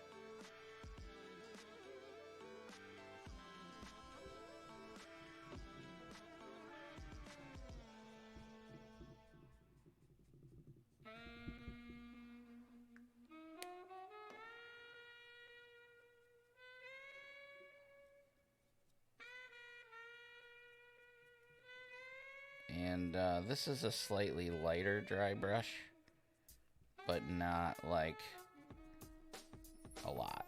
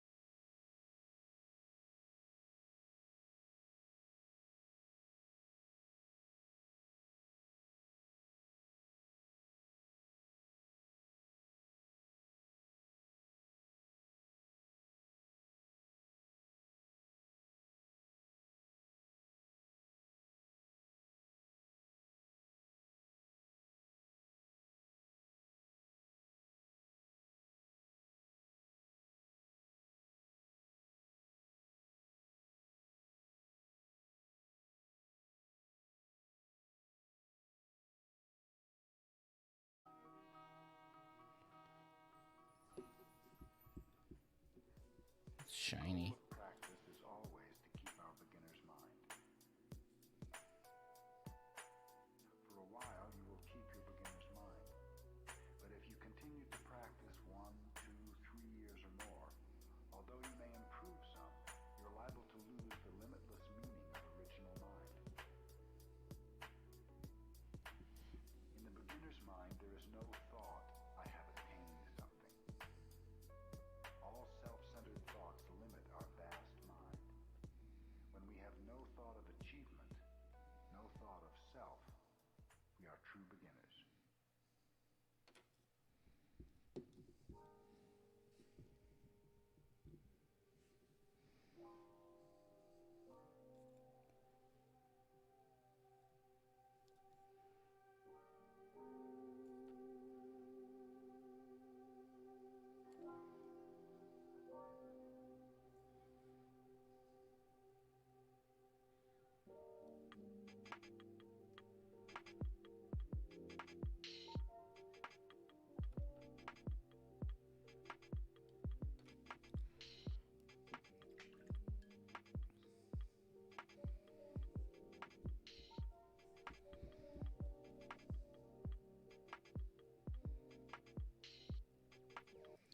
I need just a smidge more black. What I'm doing now is just painting that bottom black base back to black because it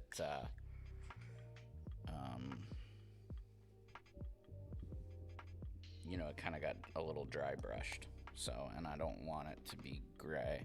I want it to be black so that the gray of the stone pops.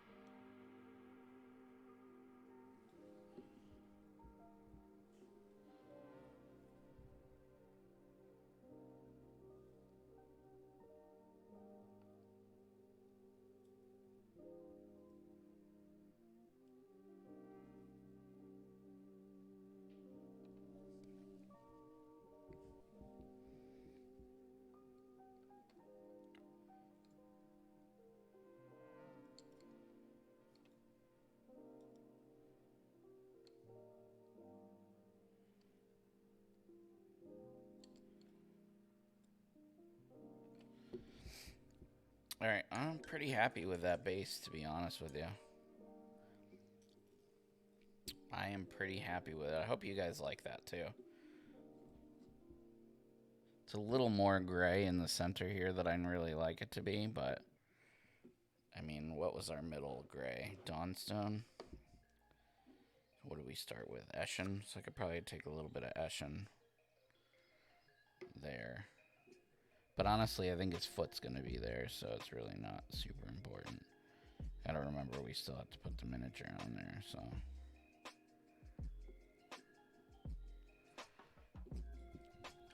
We can always touch some of that up later.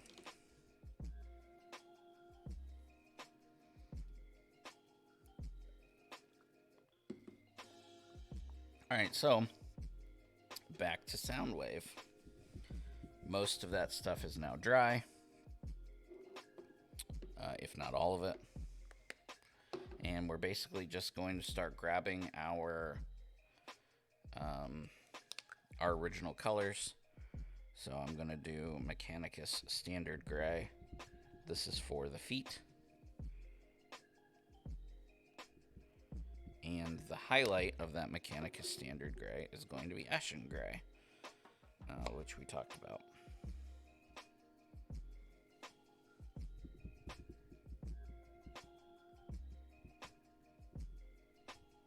Which really, Eshin Gray is a little darker, so let's see how this works out.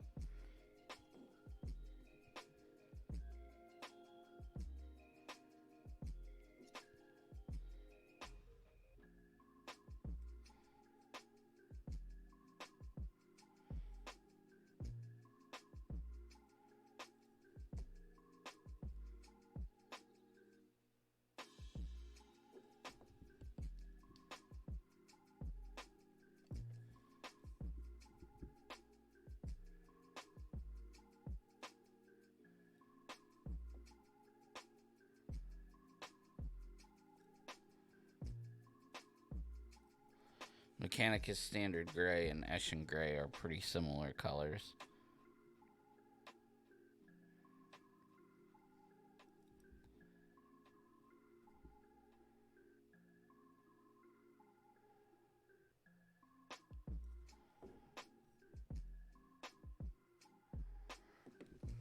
So what I'm going to do is add a little bit of white.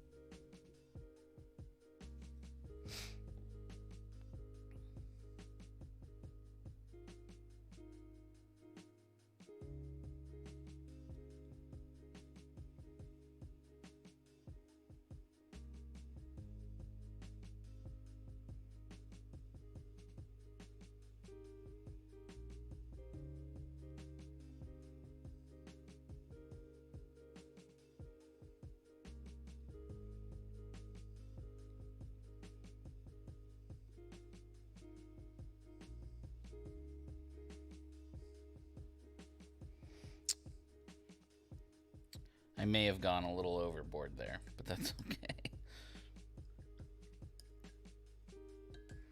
All right. I think I want to highlight the gray first. So we started with the gray. We started with Dawnstone, and the next up from Dawnstone is Admin Gray, which for some reason is not. Oh yeah, it's right here. It looks like white.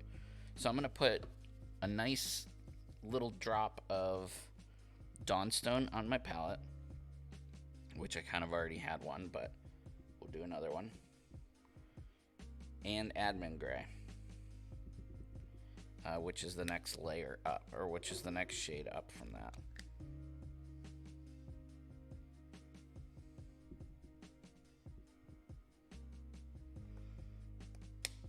All right. So the first thing that I'm going to do is grab the original color, and I'm going to start working it into the miniature.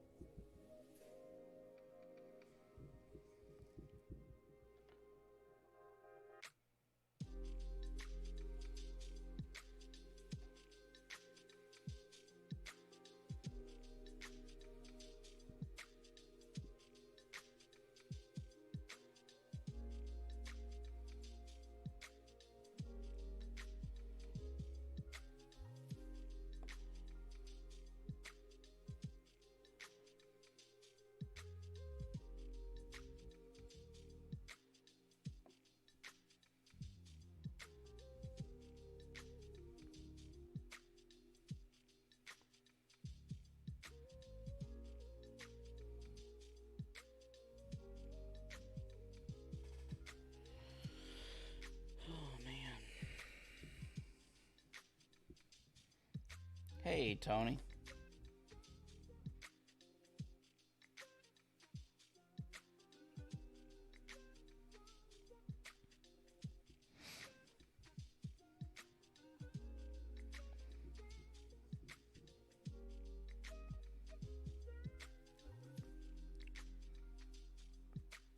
How was your dinner?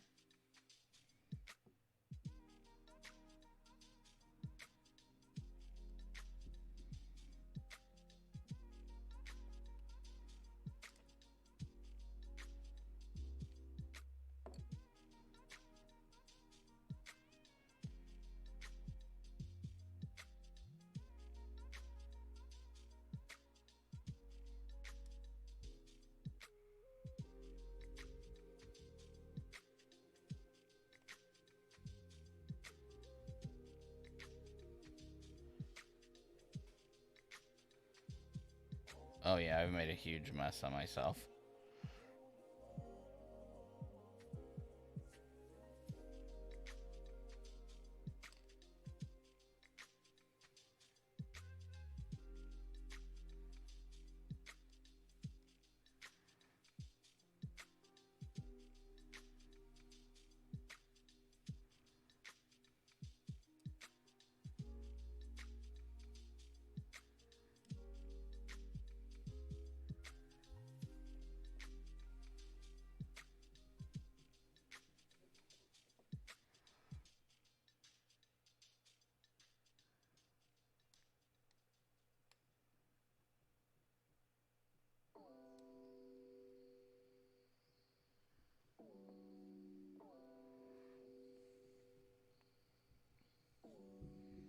Just got back home, hanging and watching. Oh, when do you have to go back to work?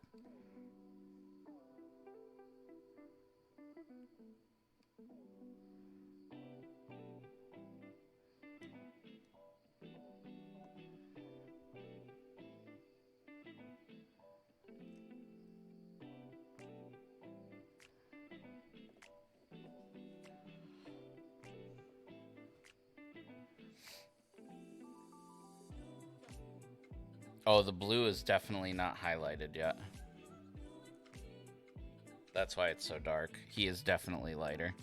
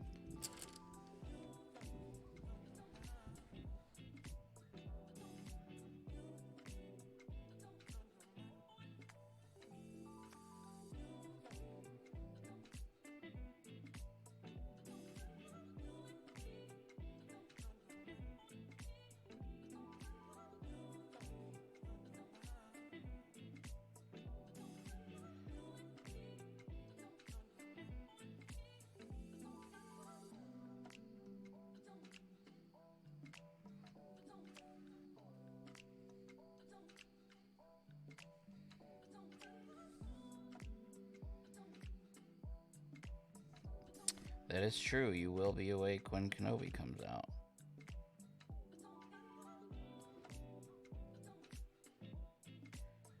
I will not. I will probably not get to watch it until tomorrow afternoon, honestly, because we have a lot going on tomorrow and I have to work, so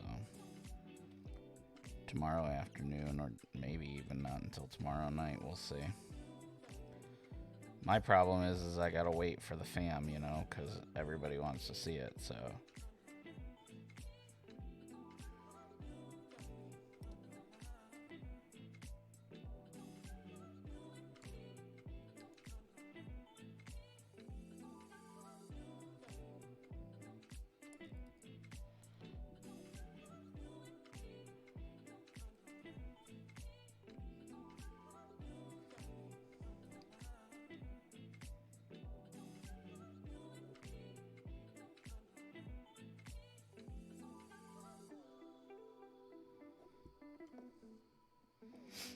Yeah, I know. First world problems, right? Having to wait for the family to watch Obi-Wan Kenobi together.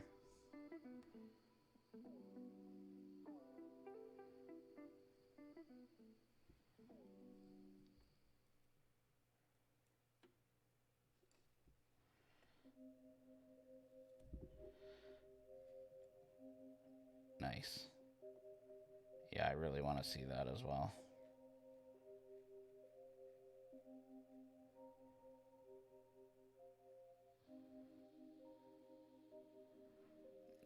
Gabe graduates next Friday, so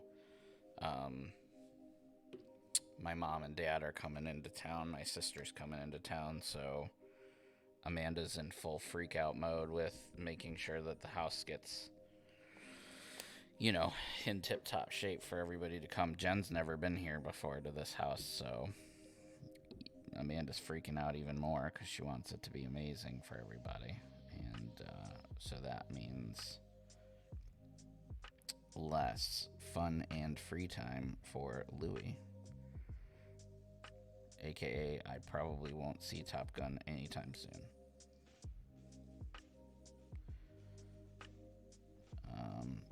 But, I mean, it's a good weekend for stuff. Obi-Wan, Stranger Things Season 4, possibly Celtics winning tomorrow to go on to the NBA Finals. Top Gun. Yeah, it'll be good to see the family, of course.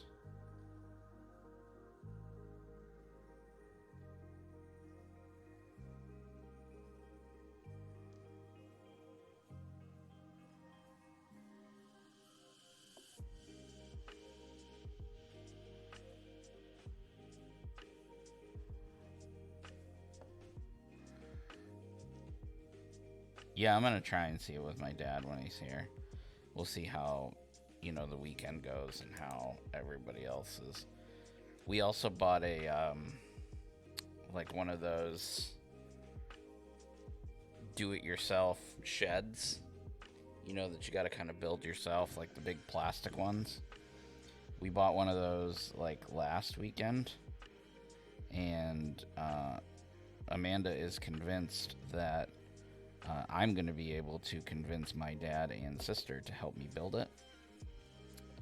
And if that's the case, the only day we'll be able to do it is Saturday because Friday is the graduation and they leave on Sunday. They're only here for a couple of days, so there is a chance that I won't even be able to go to the movies because Amanda is going to work us to death.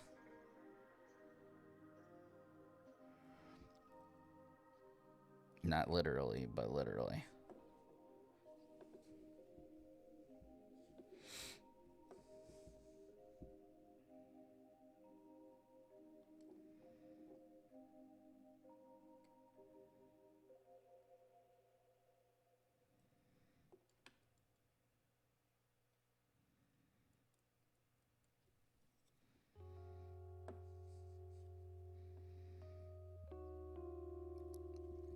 Yeah, but definitely shoot me a message after you see it and let me know if you enjoy it.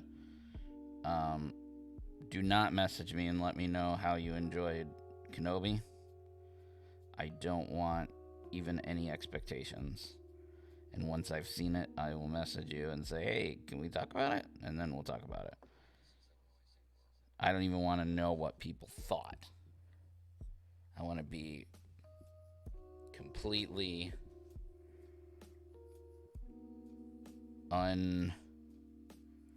what is the word I'm looking for? I don't want my expectations to change based on what other people thought. Because that tends to happen, right? People will be like, oh my god, it was amazing. And then I'll watch it and be like, thinking it's going to be amazing. And I'm like, what am I not seeing that other people see? I mean, I guess the opposite is true if somebody tells me it's terrible. So if you want to tell me it's terrible, stay off TikTok. That's hard when I'm promoting a show on social media.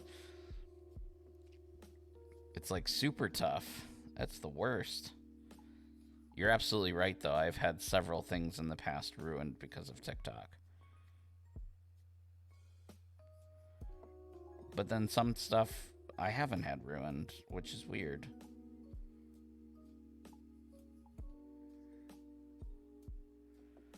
I had one of the big reveals from Doctor Strange ruined for me on TikTok.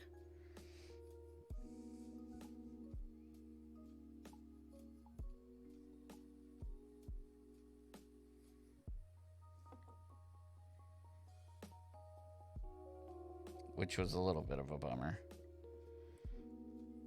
I mean, I think I can stay away from TikTok. It'll be hard to stay away from Facebook and Instagram. But you have less risk, I guess, with those.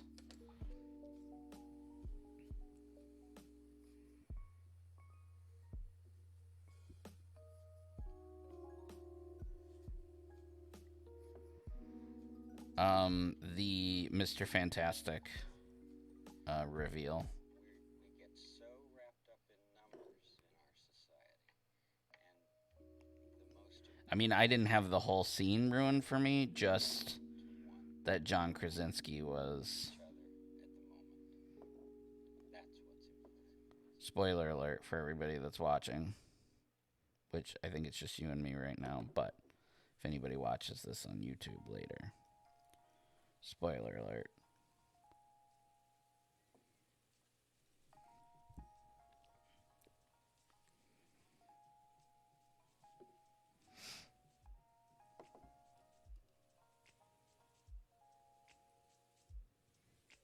I guess I said it after. I said spoiler alert after I already said the thing, which defeats the purpose of the spoiler alert. Awesome.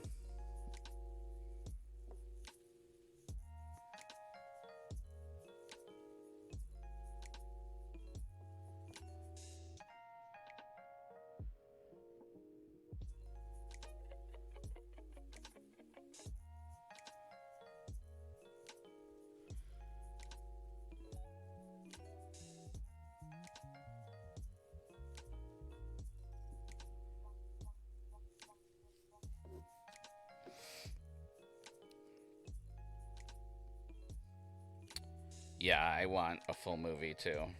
I don't know if we're gonna get it, but I sure want it. And I want Emily Blunt to play. What's her name? Sue Storm? Is that her name?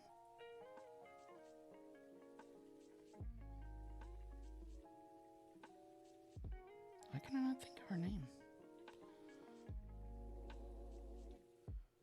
Invisible Woman. What the frack is her name?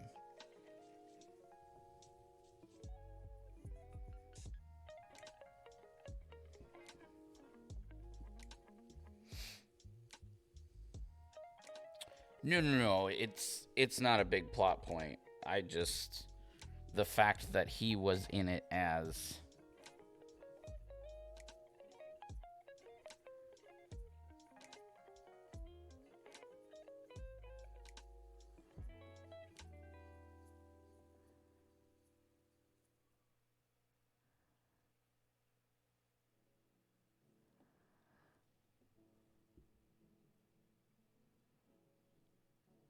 Yeah, how cool would it be if she played? Not that I necessarily think she's the best actress for the job. I just like her a lot, and I think that her and John are super cute together. So I think it would be cool. Again, not that I think she's the perfect choice. But I don't think it's necessarily a bad choice either. Definitely better than friggin' Jessica Alba.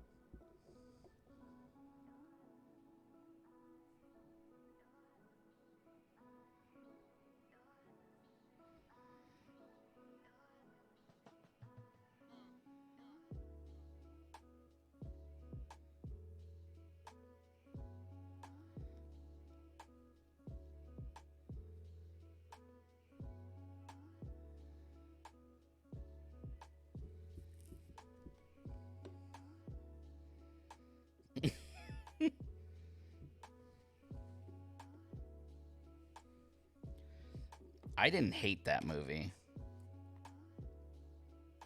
Like, I don't poop on it the way a lot of other people do. Same thing with, like, Ben Affleck's Daredevil. Like, I did not hate that movie the way other people do. Heck, I didn't even really hate Ryan Reynolds' Green Lantern. Are they as good as MCU movies? No, they are not. But I don't think any of them are horrible. Not to the point where people hate them. Then again, I'm also like, this is also coming from somebody who doesn't hate any of the Star Wars movies, so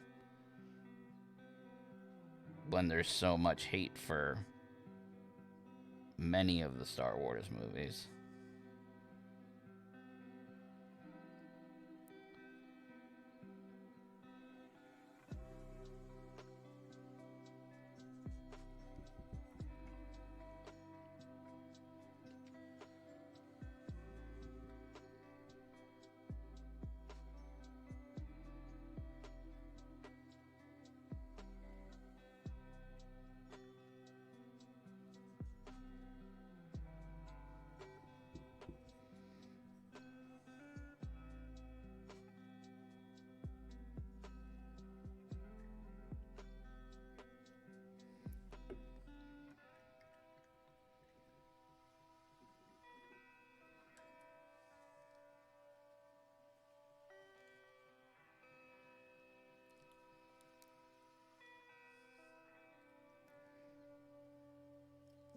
I mean, granted, if I went back and I watched it now, maybe I'd hate it.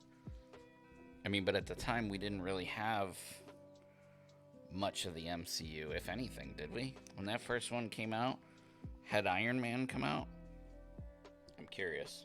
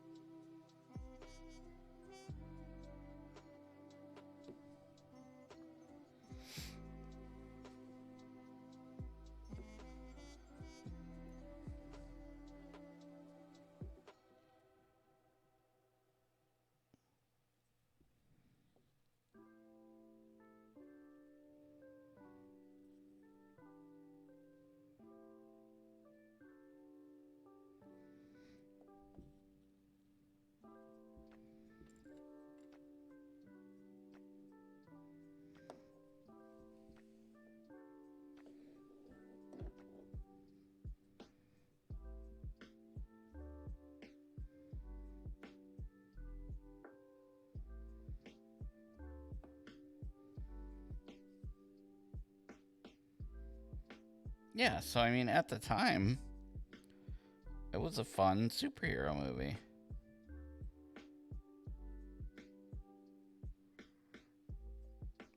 Again, maybe it didn't age well because I haven't seen it. You know, any of the movies we're talking about, really. I think I've seen Daredevil a few times. I really liked the Kingpin and Daredevil. And, you know, Jennifer Gardner. Whew.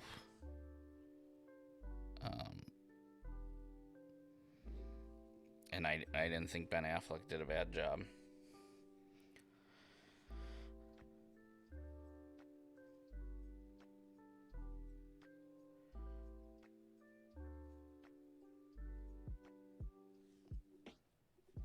I don't remember the actor that played...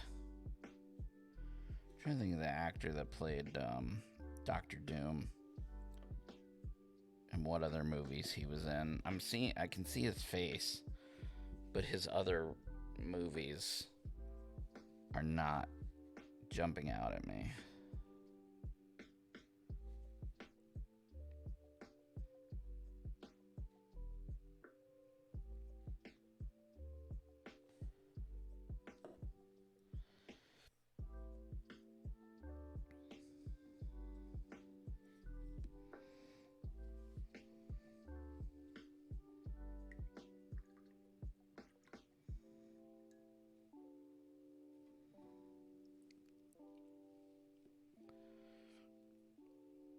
Yeah, you're absolutely right.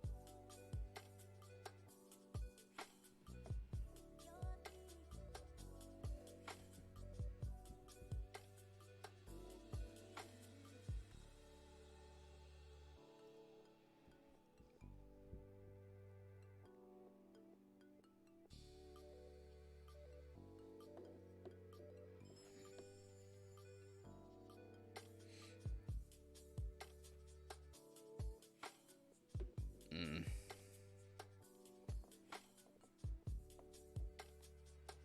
That might be why I can't think of him in anything else.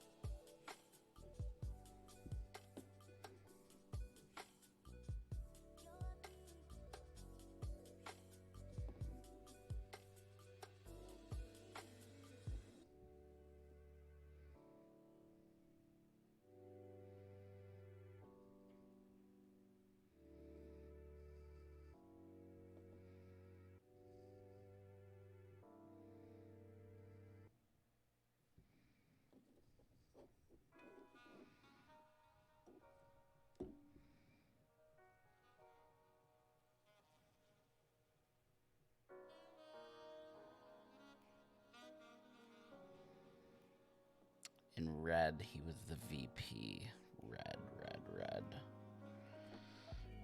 Red. What movie was that? Was that the one with like Bruce Willis and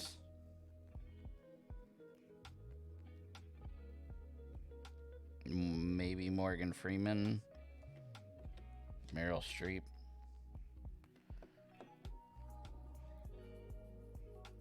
Or was it Kate Blanchett? Or am I not even thinking of the right movie? It's possible I'm not even thinking of the right movie.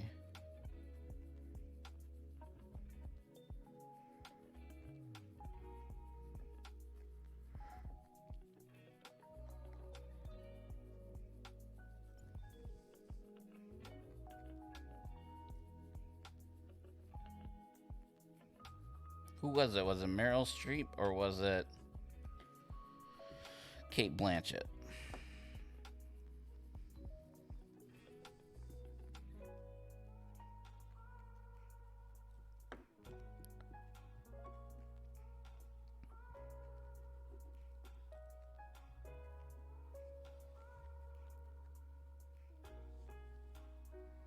Yeah, I like that movie too. I only saw it once, I think, but I do remember enjoying it.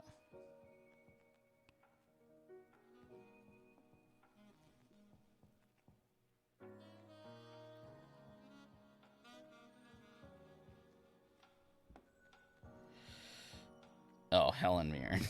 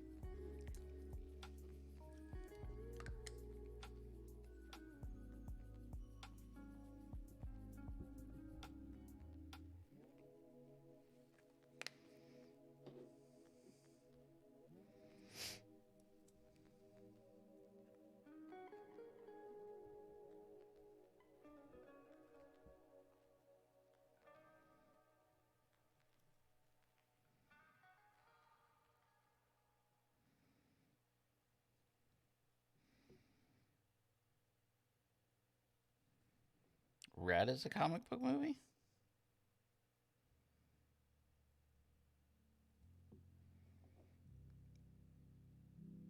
It's cool if it is. I definitely didn't know that.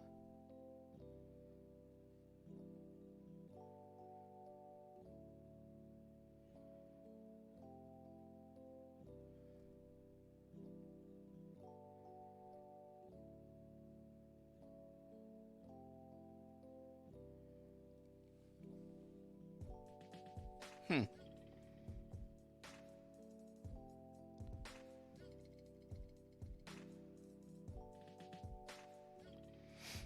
That is kind of cool.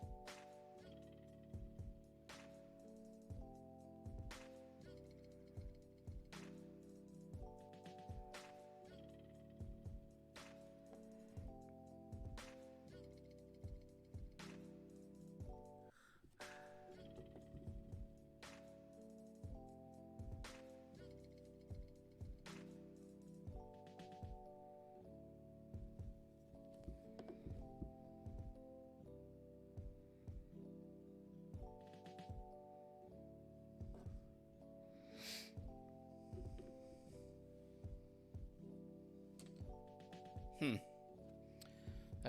That is really cool. That's a comic that I would, enjoy checking out.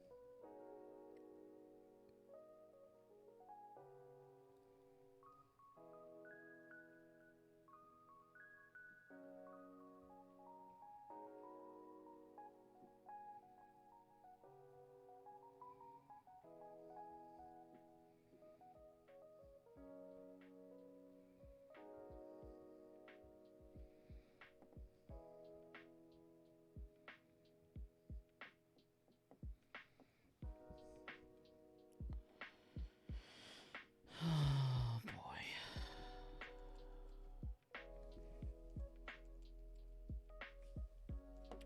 This gray is just taking so much longer than I thought it would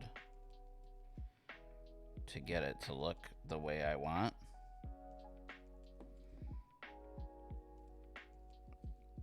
I was trying to go for like a comic booky feel.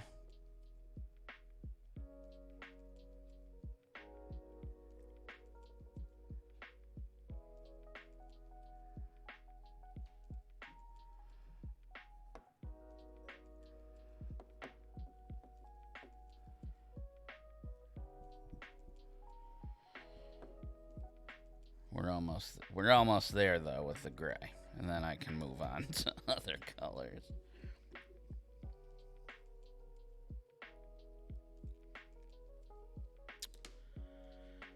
The camera, so I can bring the model up, and then instead of me having to touch the camera, well, it was autofocusing earlier, but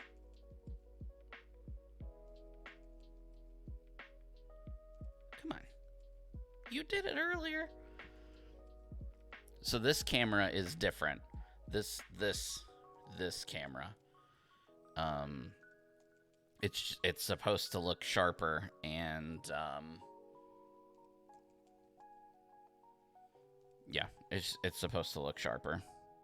So hopefully it does. Sharper than before, anyway.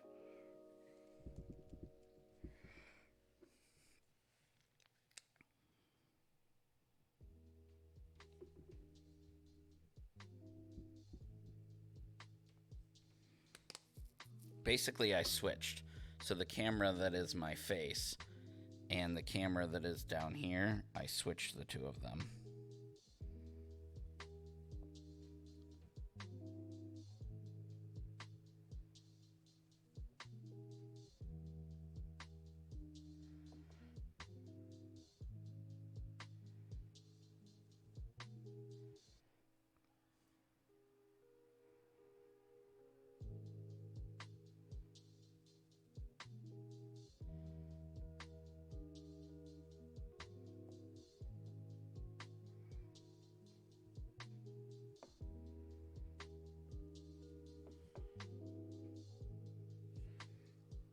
Yeah, that was kind of the main goal, was just to make things a little easier to see as I move around.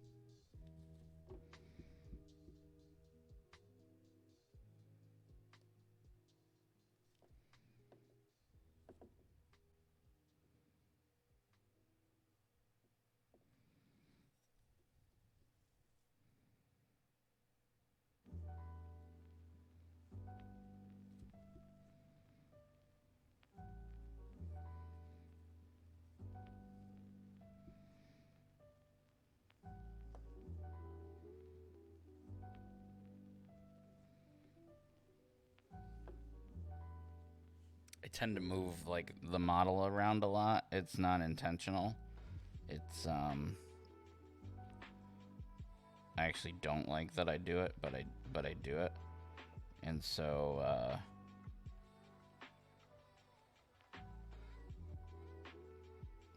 I just thought this would be a cool way of or a kind of a solution to my moving around issue.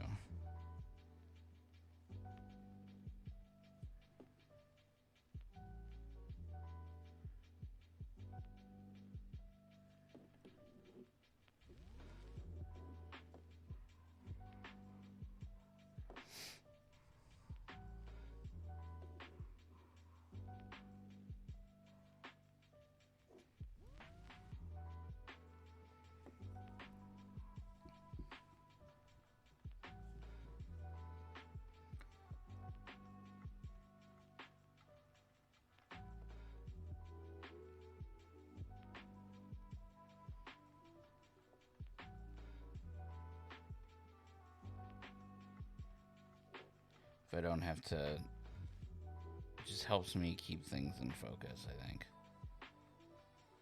Apparently, unless I bring the model really close to the camera, in which case it decides it's not going to focus at all.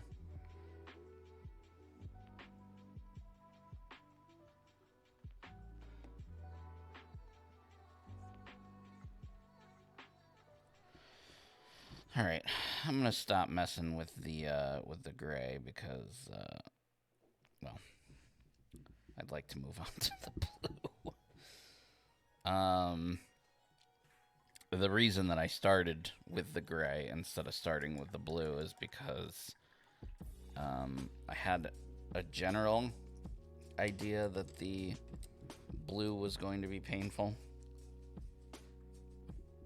or the gray was going to be painful. I didn't know it was going to be that painful.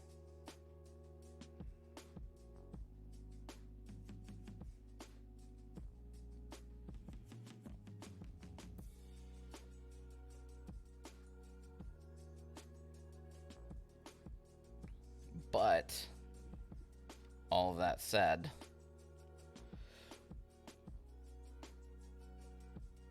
it looks pretty good.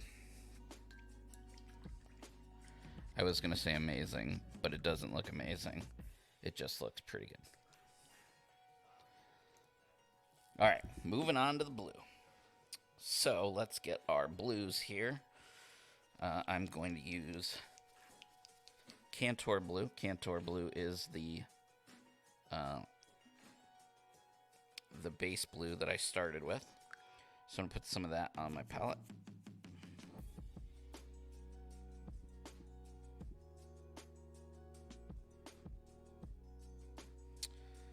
The second blue that I want to use is Techless Blue.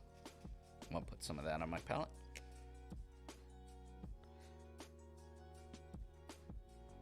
Again, I'm going for like a trifecta of blues. So a dark, a medium, and a light.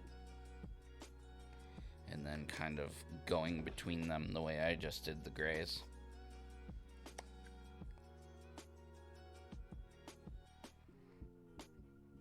Don't need as much of the brightest color on the palette.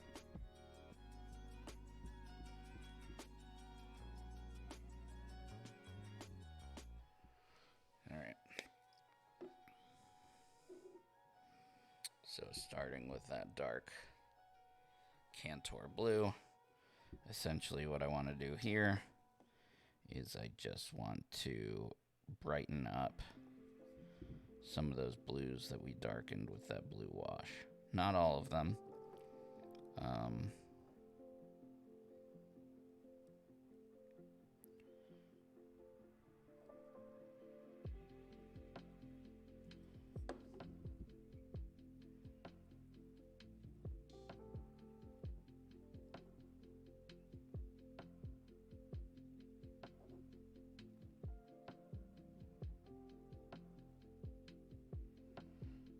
This can be a pretty fast or a pretty slow step.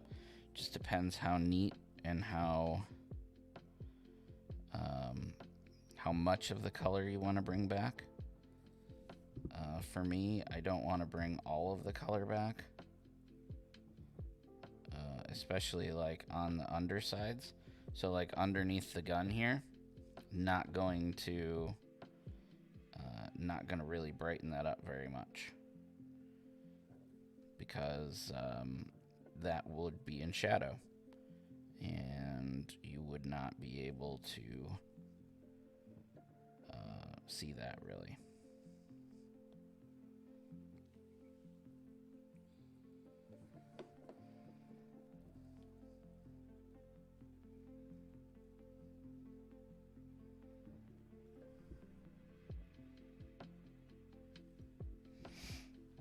You should show the pots as you mention them so people can see. Oh yeah, so all of these, good point.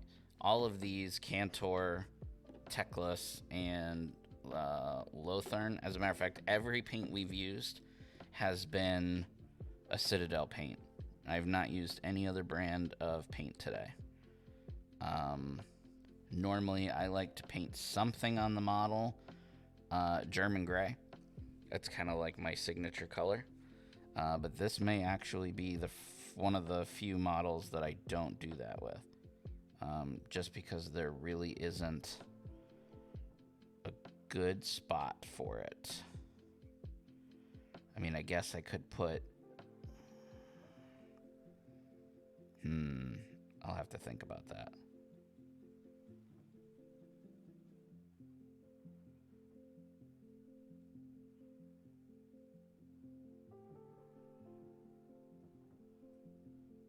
mean, I could just do a splotch somewhere and say, oh yeah, I painted something in German gray. Feels a little bit like cheating, but I could do it.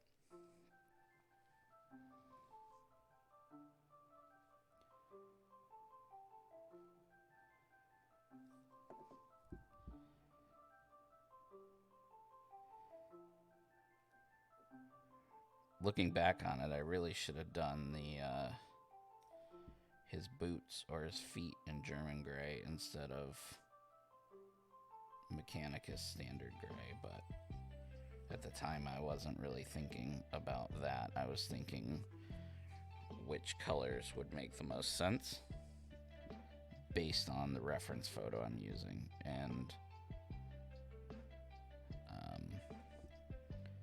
German gray is a lot darker than the gray that his feet are. I could have highlighted it to bring it back up, and I could redo them, but I'm not going to,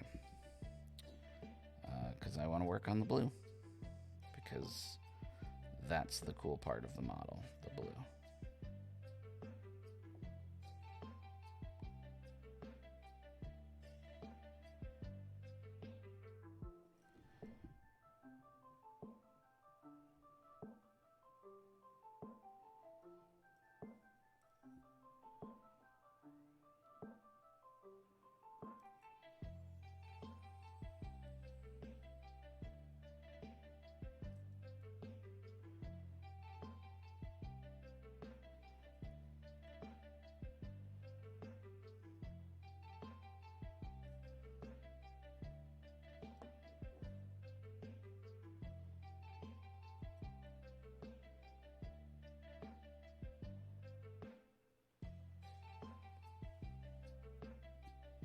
It does not have to be every model, that is true.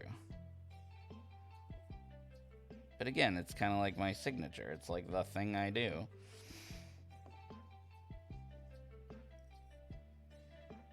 For like every model.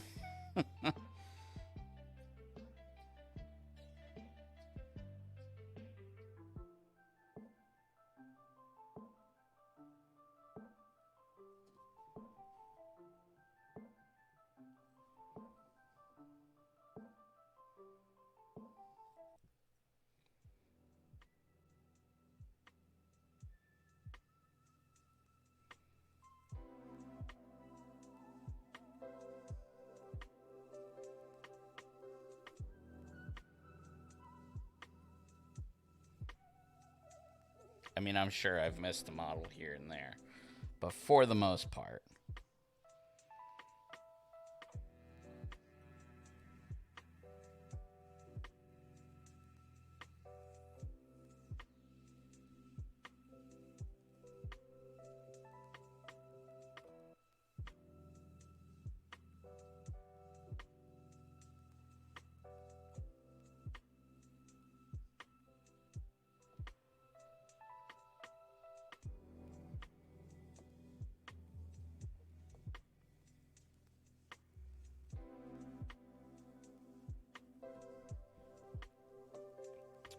this guy's got lots of panels. I could put some on my hand. Would that count as putting it on the model if it's on my hand? I mean, all the other paint is on my hand.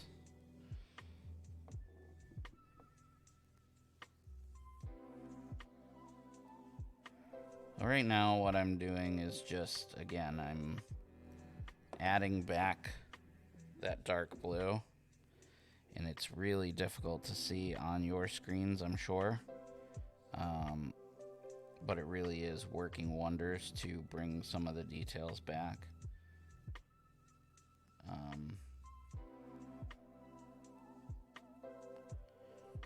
This is probably the most time-consuming part of the highlighting. You know, because everything gets kind of darkened down with... darkened down from the shade.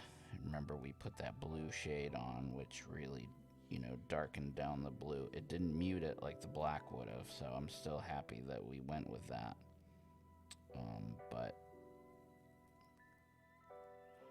And I'm trying to avoid the recesses as much as I can while still making that blue come back to life a little bit.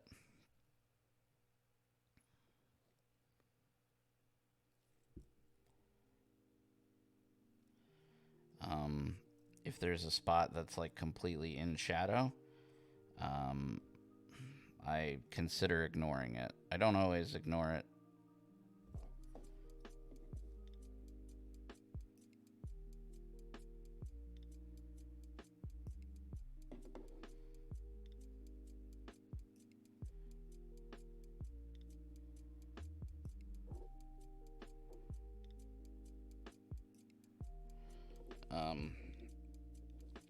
Also, this helps me when I do the next step or the next blue. It helps me to see the shade and the recesses better so that I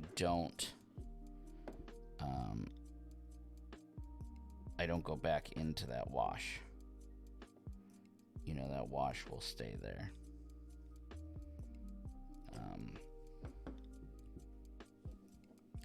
But I'm almost done now with this part.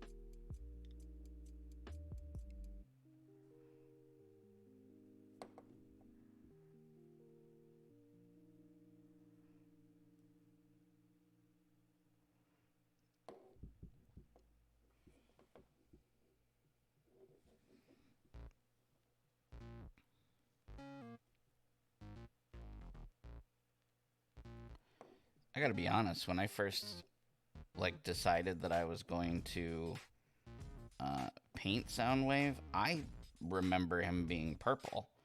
Like, I thought he was purple. So I was like fully ready to paint this dude purple. And then I looked and I was like, oh, it's not purple at all. It's blue.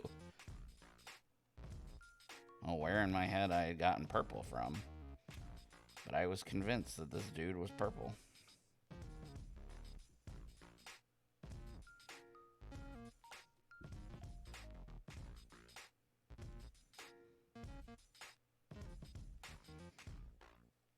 He's gonna look super cool on the custom base that I made for him too.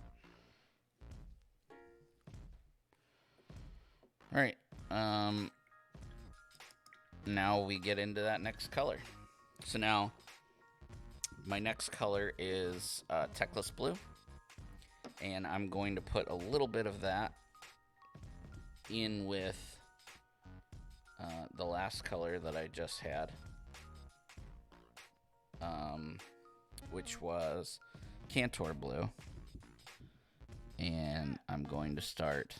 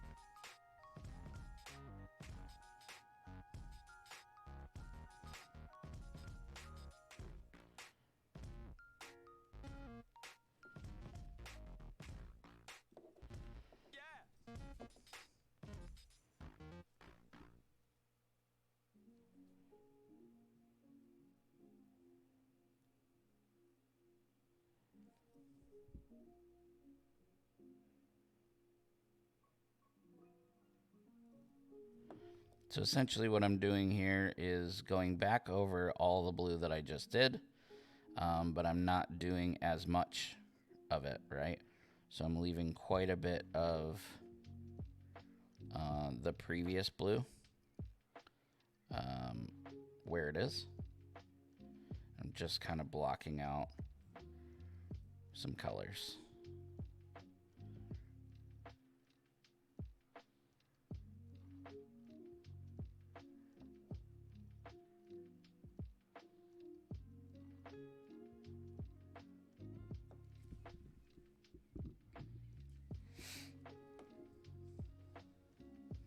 Yeah, I thought he was purple too, but every reference photo I looked up, he's blue. And he's not even like a dark purplish blue. He's like a pretty,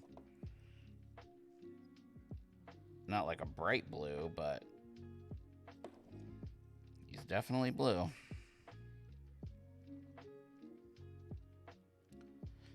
I was like, all right, well, blue it is. I like painting blue though, and I don't get to do it as often as I'd like, so I was fine with it.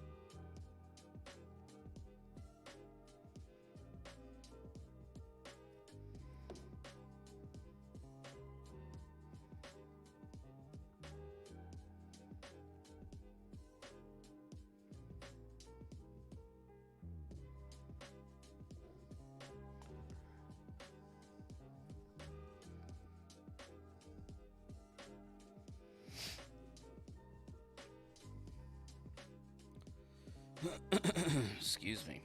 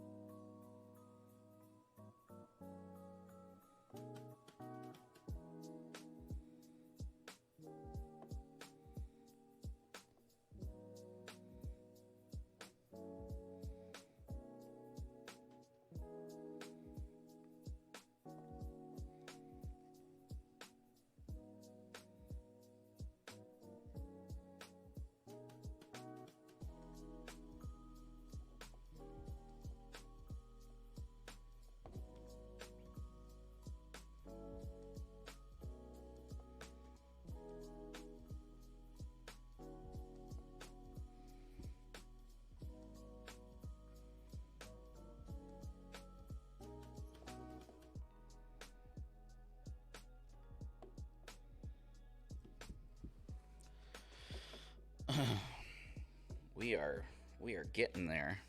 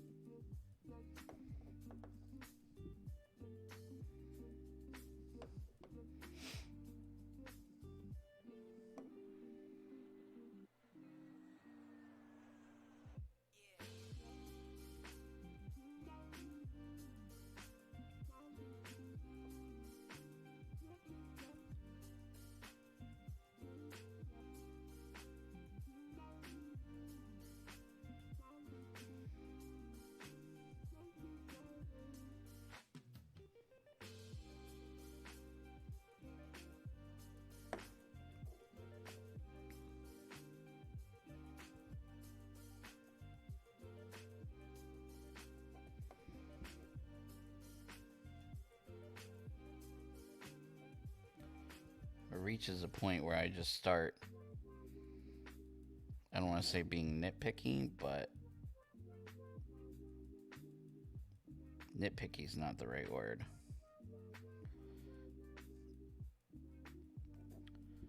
I kind of overdo it a little bit.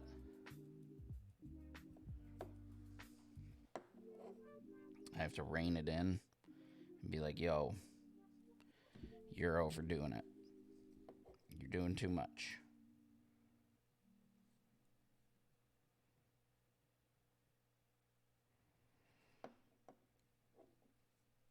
Which sometimes it works out in my favor. And other times I end up ruining shit.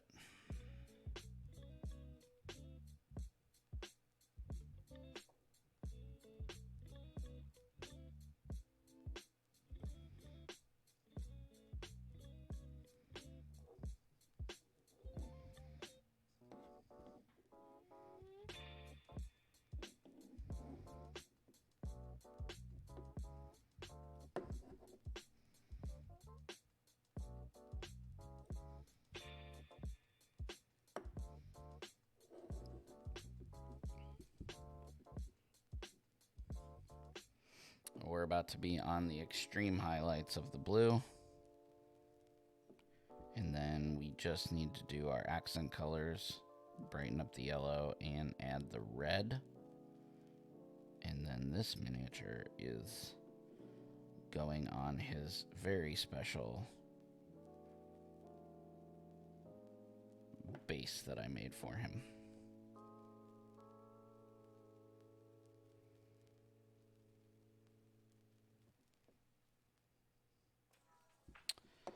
Because as you can tell, the base that he is on is not his base.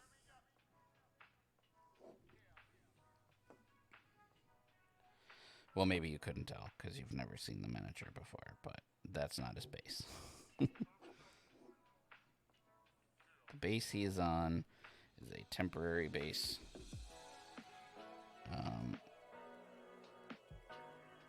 Because I had to paint the other base separate.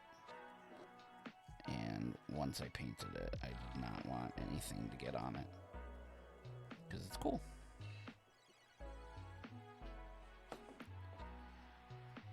Oh, I'm all about that base. Wah, wah, wah.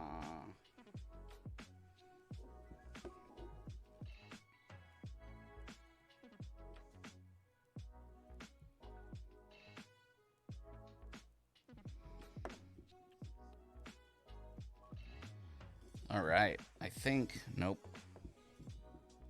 I was about to say, I think we're on to the last of the blues.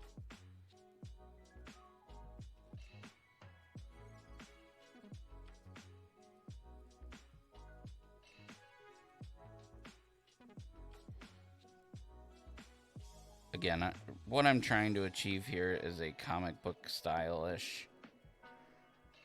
There is not German gray on the base, but I can totally add some.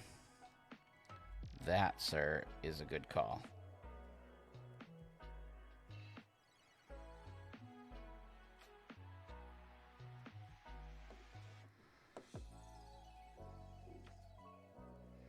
All right.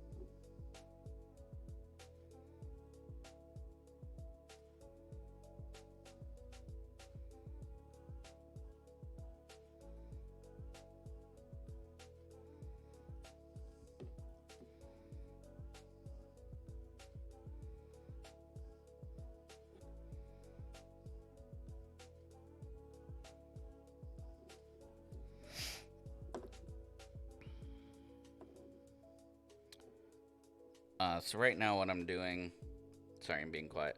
I am just looking for the sharpest of edges to kind of add that comic booky sharp outline, look to the miniature.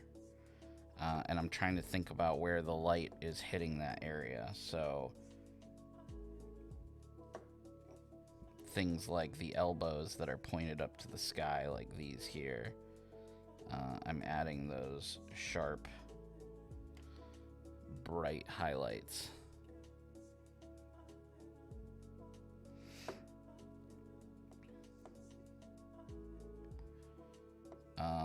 And I kind of lied before when I said this was the last blue. Well, it's not really a lie. So, I'll wait till we get to that part. Basically, just like we did the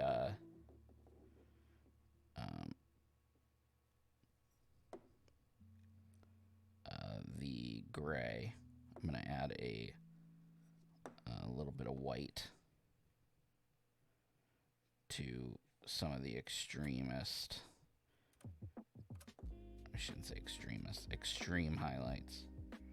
Nothing extremist about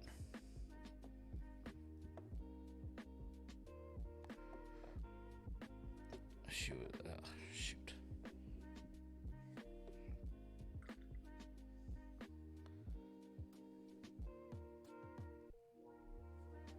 Dang it. Too much water on my brush.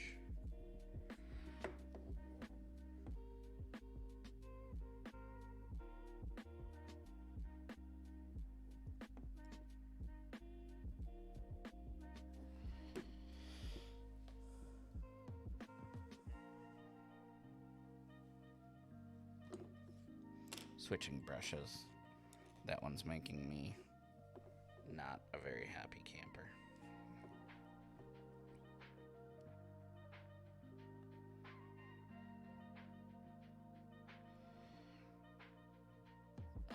So normally when I paint miniatures like this edge highlighting that I'm doing, that's what this is called, I would do on every edge of the entire miniature. However, what I'm trying to do here is do like a comic book style where only the absolute brightest surfaces would catch that light. So like the tops of his legs here, the top up here,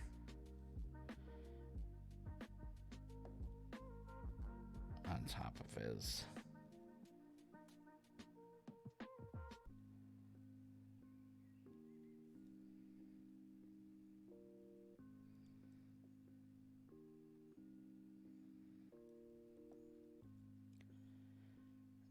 and it'll make a difference when you see the finished product and you see that not every sharp detail has those. It will make it look, I'm sure comic booky is not the right kind of style I'm thinking of. Anime style, I guess. But the thing with anime style is they paint all the sharp edges black. That's what makes the animations pop. You know what I mean? So comic book style is really the only thing that I can think to describe it. And that may not be 100% accurate, but that's what I think. I'm sticking with it.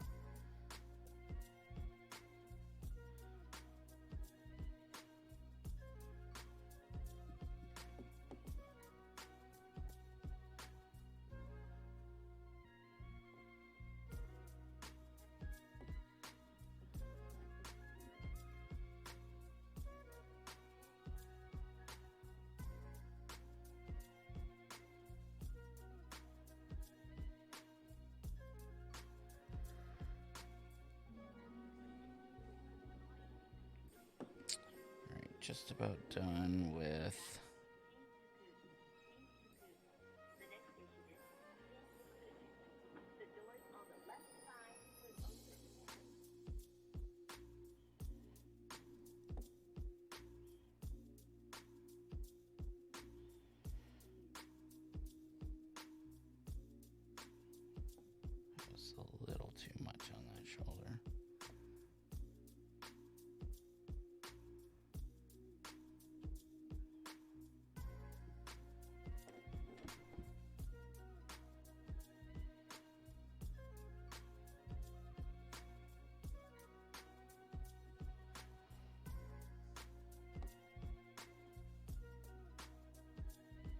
I hate the way this arm turned out. I don't know why.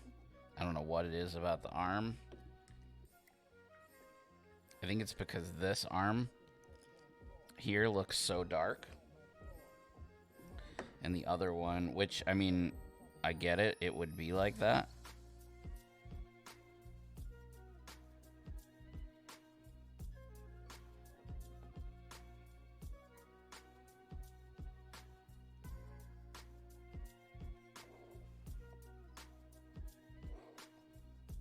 I don't know if it's because it's too dark in here. I don't know what it is about this arm that I keep looking at it and I'm like, man, that looks really bad.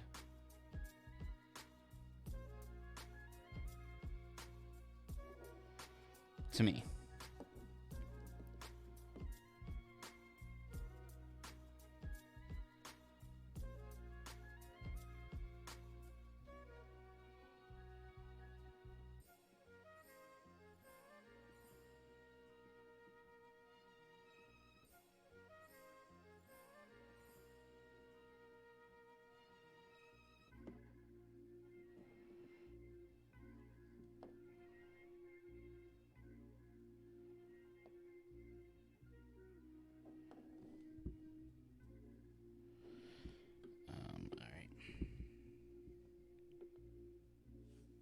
Sorry, I promise I am almost done with the blue.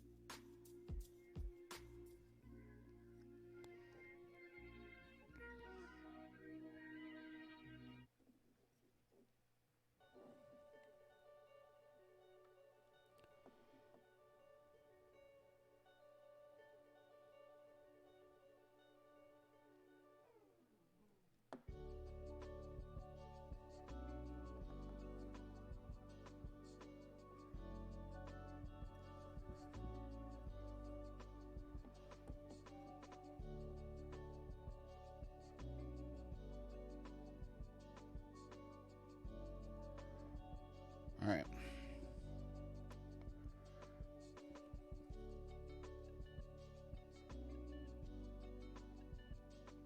What is it with these freaking shoulders, man?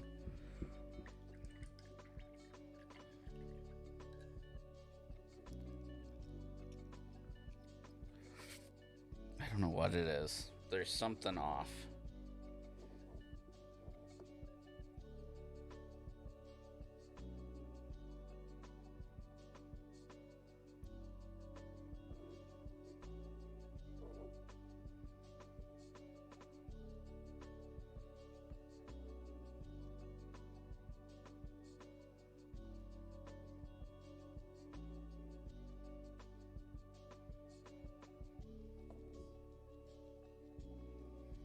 Maybe that's a little better.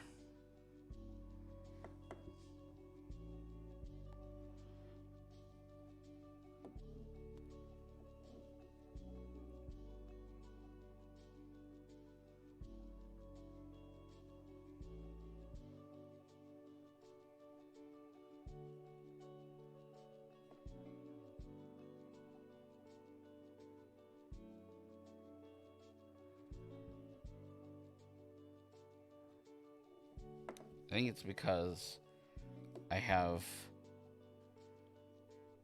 It looks way better. Alright, I'm going to leave it alone before I jack it up. Alright.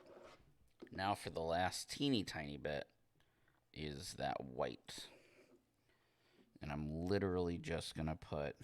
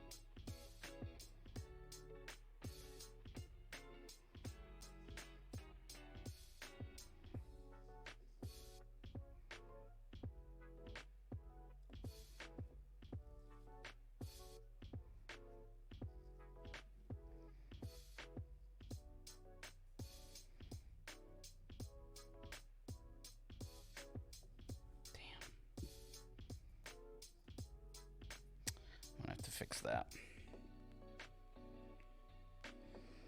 Got greedy. Got a little greedy with it.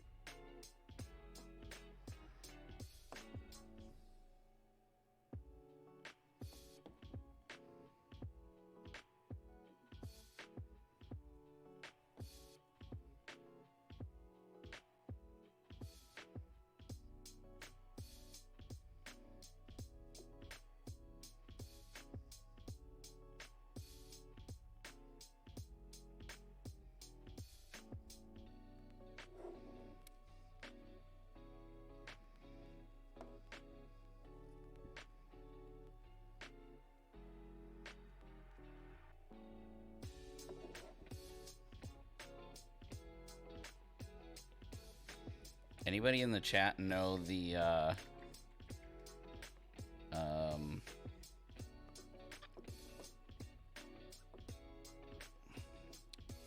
score of the Golden State game?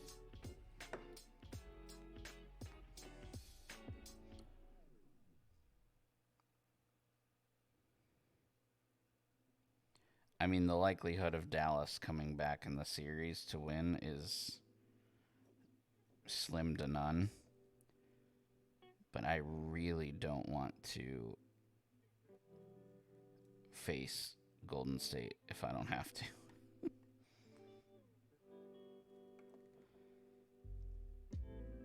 Because, yes, the Celtics will win tomorrow night at home to advance to the finals.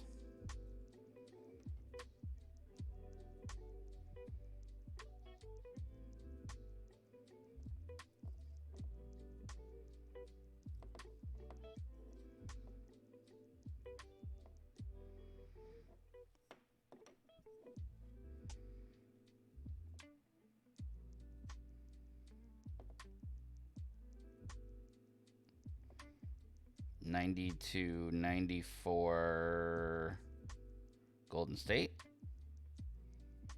or 92. Oh, fuck. It's not good news. It's bad news. It's supposed to give me good news. Like I said, it was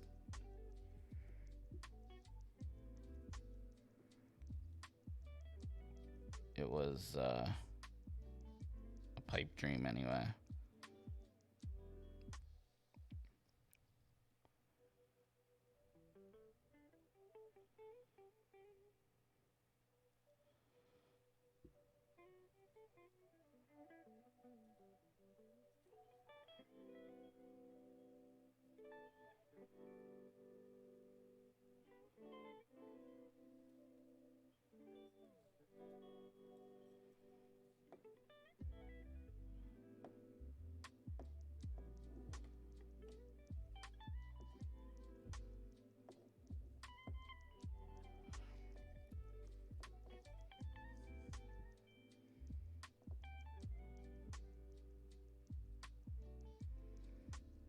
I tell you what.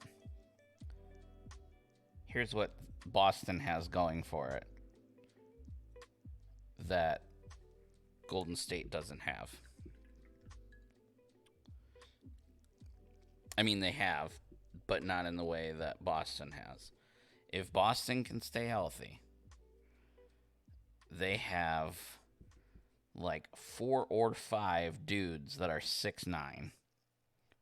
We have the height advantage on Golden State. Okay. We don't have the shooters that Golden State has, but we have more physicality. And so,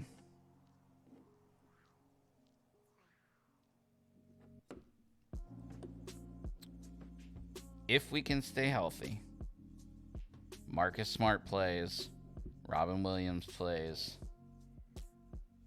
Jason Tatum plays. Al Horford plays. We do have the height advantage. We also, I think, in my opinion, have a better defense. However, we don't have Steph Curry. And we just don't have the same level of shooting that Golden State has.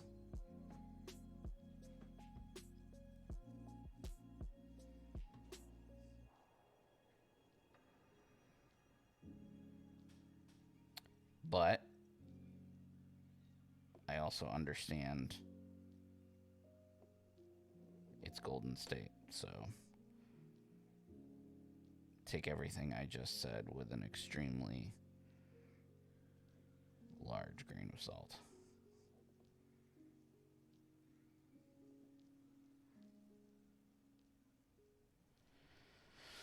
All right. I think that I am pretty happy with that blue. Wow, I'm way over off to the side. Yeah, the key for the Celtics is staying healthy. Really. I mean, they need everybody at 100%. They really needed rest. I mean, if we could have finished our series before, that other series finishes, that would have been huge because we really needed the rest. But that's obviously not happening, so.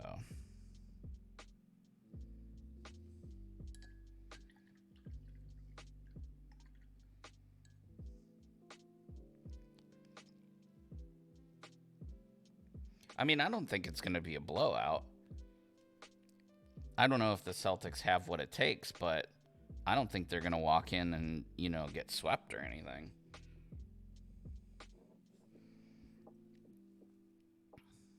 I think it's still going to be a pretty good series.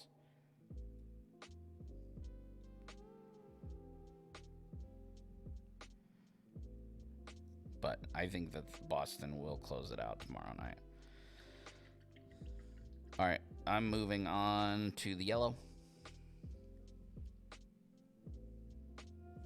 We are almost at the finish line, folks.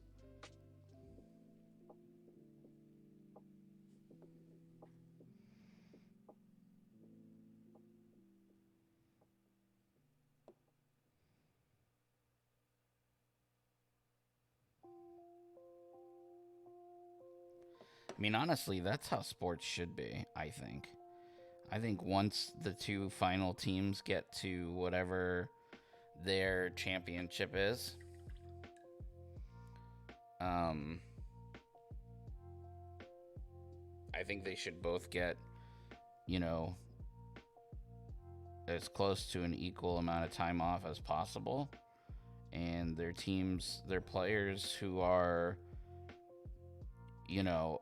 out but could still come, you know what I mean? Like, obviously if you're out, you're out. Like, if your season is done, but give both teams the opportunity to bring some people back if possible, so that they can have that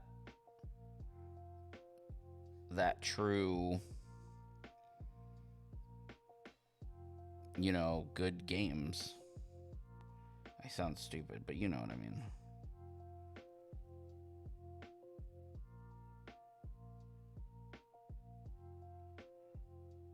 Wow, I just jacked that up big time.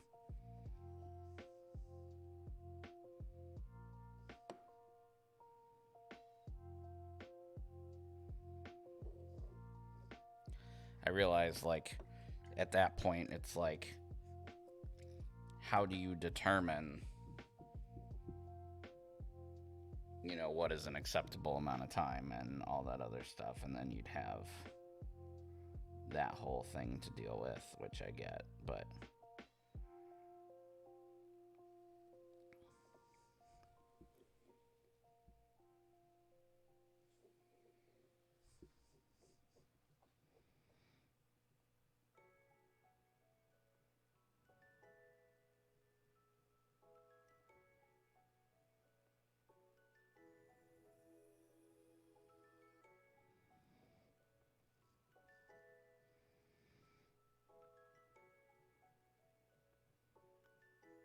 Right, to give both teams the opportunity to rest up and be as close to 100% as they could be. You know, given how much time they were given.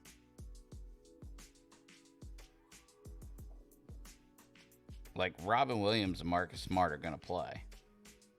But they are not. Neither of them is at 100%. I don't even think Jason Tatum is at 100%. As a matter of fact, I know Jason Tatum is not at 100%.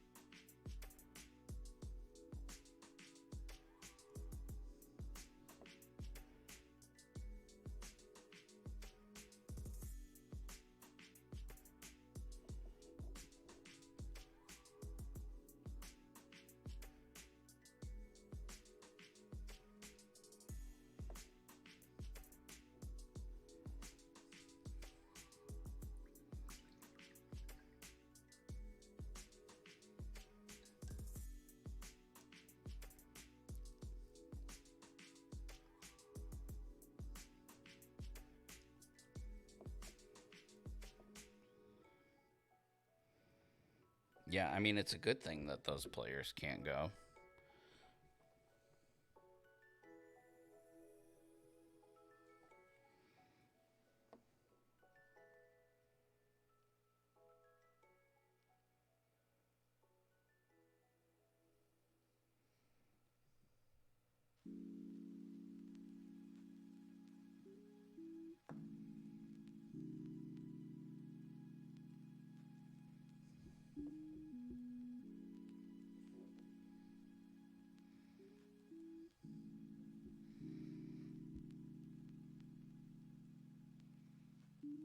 Or do like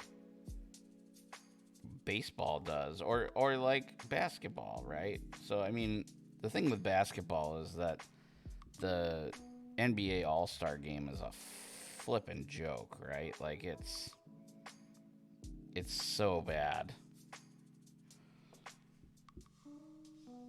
Because nobody wants to get injured, so they literally just go out there and, you know, they might as well be playing horse, honestly. No contact. Everybody's just doing trick shots and dunking on each other, and, you know, it's not even fun to watch, to be honest with you. But they do it in the middle season, so they can give people a break, and, you know, that's when they do like their trade deadline and all that other stuff. The NFL could do something like that, like have their All-Star game, their Pro Bowl, whatever, in the middle of the season to break the season up instead of playing every single week.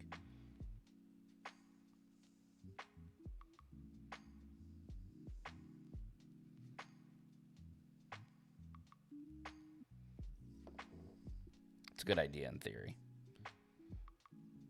I don't know that it would work, but it's a good idea in theory.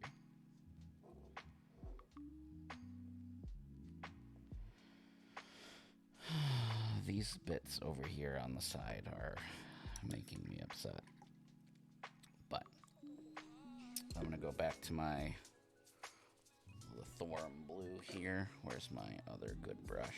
Is it this one? No, it's this one.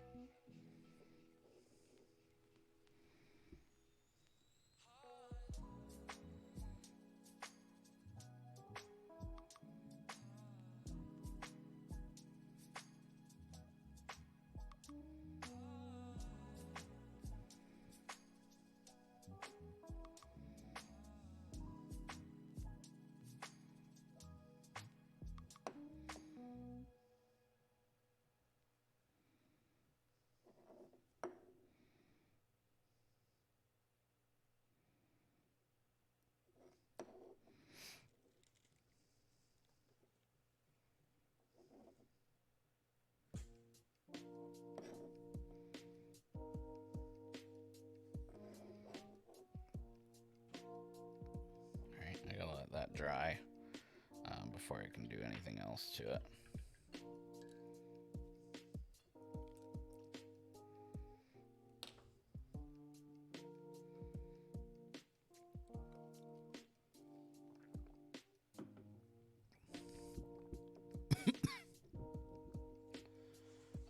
While I let that yellow or that inner part blue, I'm gonna do the last remaining red. I'm gonna do the last details, which is the red. It's very minimal, so this should not take long in theory. So I'm gonna use Mephiston Red from Citadel, and I'm going to use Evil Sun Scarlet, also from Citadel.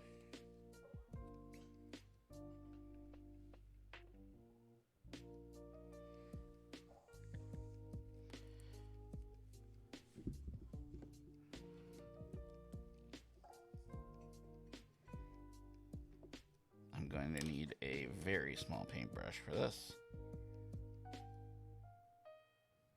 I'm actually going to use this one.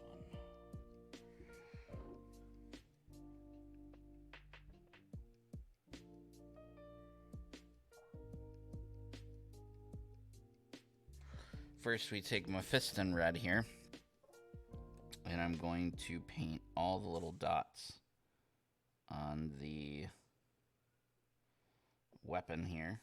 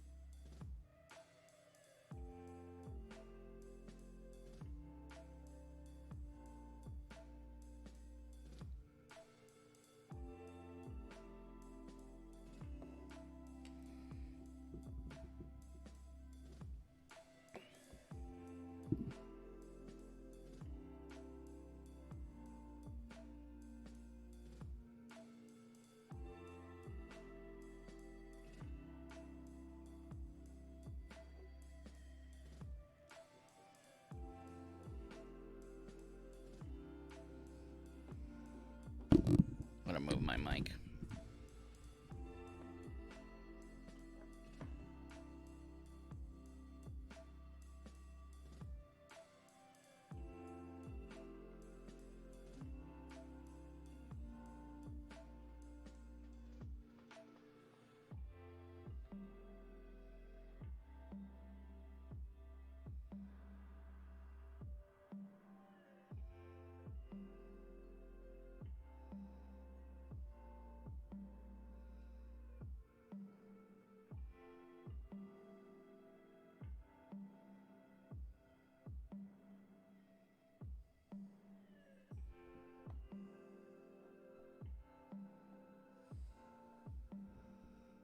I'm going to fix that blue.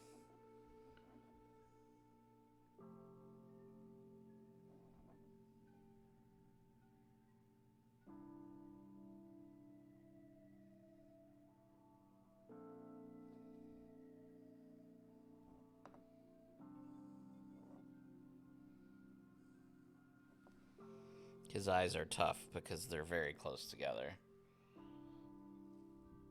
108.95.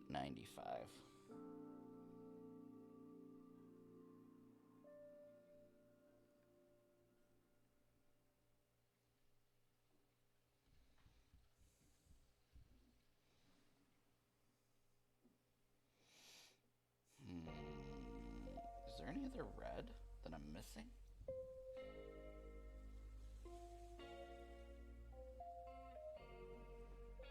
Yeah.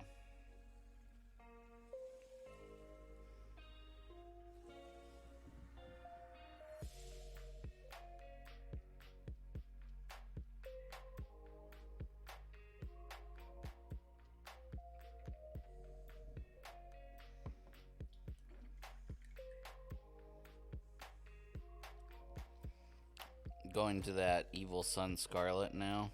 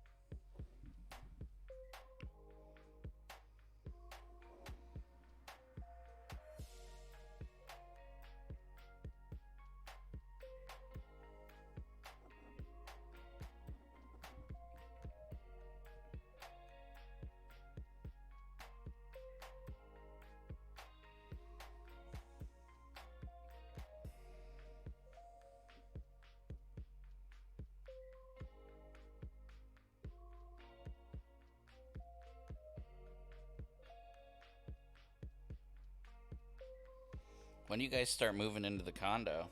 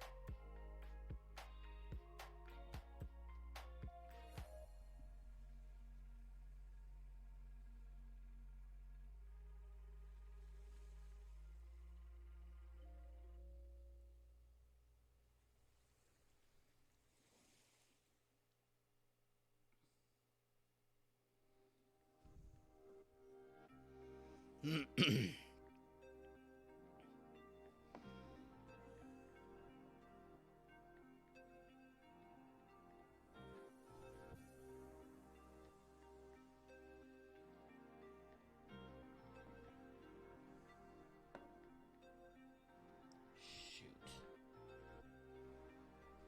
I've got so many things I gotta fix. Well, not so many. Two. Two things.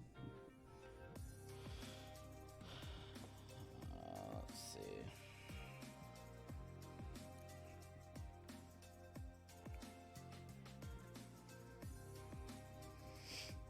She wants to do a fresh coat of paint, and I'd rage to do that. Oh yeah, yeah. That's something Louis doesn't do. I don't paint.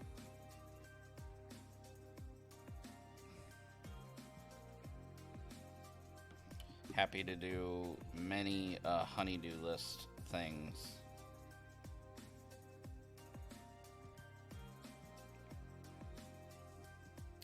Painting ain't one.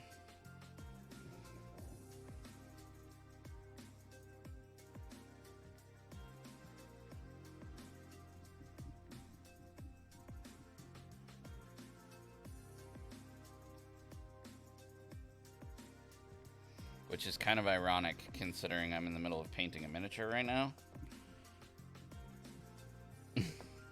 It's not the same thing.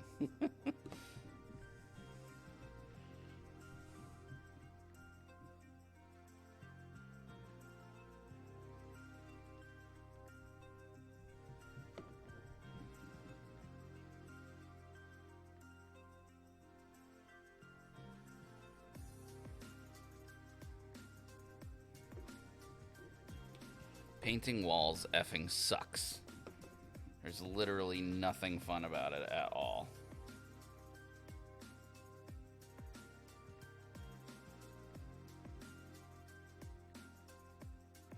Keep in mind, I realize that there's very little fun things to do that are on a honeydew list.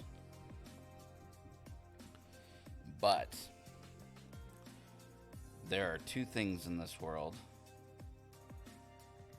that I refuse to do anymore because I've done them so many times. I just don't want to do them ever again. 1, paint walls. 2, move. Like, not move. Moving is fine. I mean the physical act of moving things, furniture, etc. I've moved so many times in my marriage and in my life. I just don't want to do it ever again.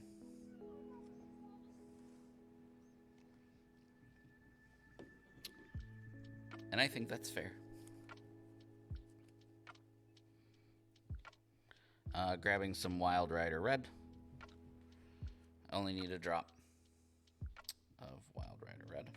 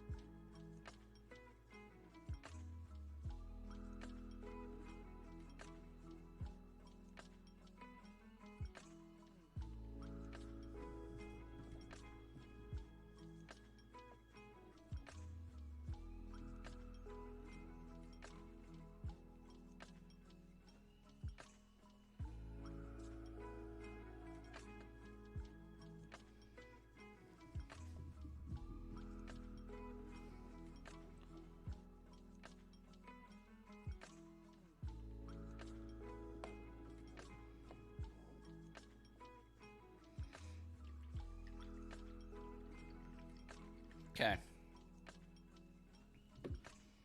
Now I just have to fix those 3 little things that I screwed up. And then finish that inside chest, which will be very quick. I say as I have done nothing quick.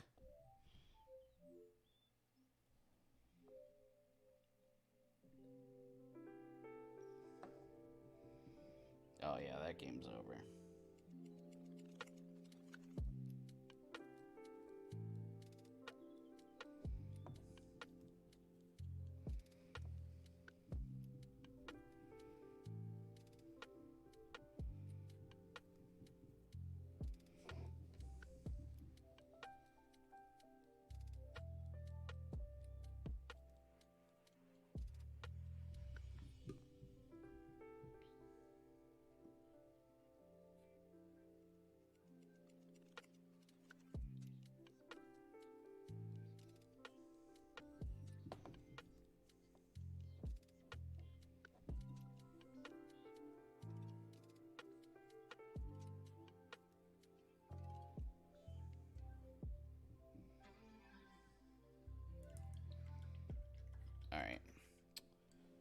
Fix number 1.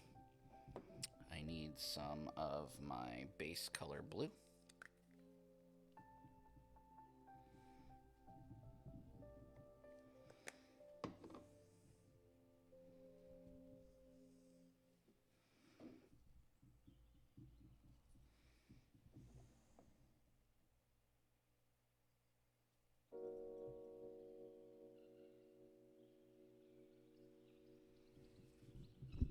Okay, that was fix number 1.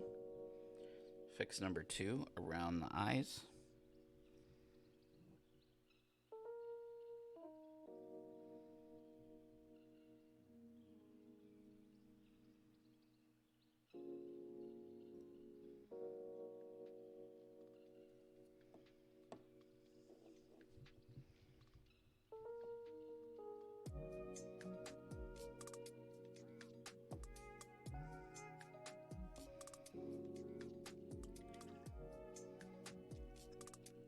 Fix number 3. This shoulder.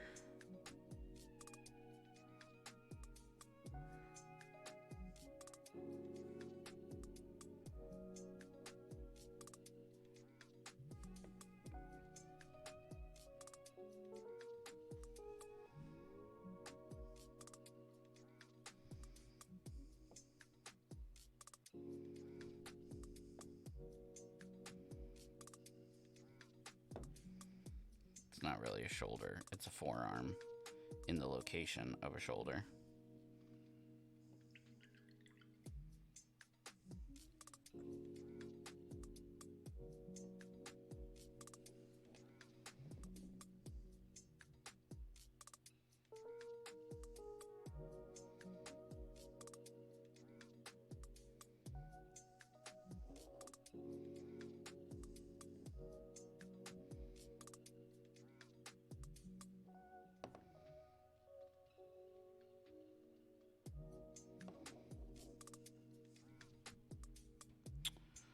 All right.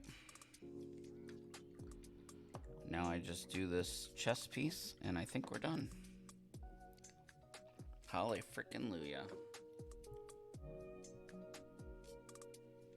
How did I finish Boba Fett in friggin' 3.5 hours, but I'm now at 4 hours and 20 minutes, and I'm not done with SOUNDWAVE?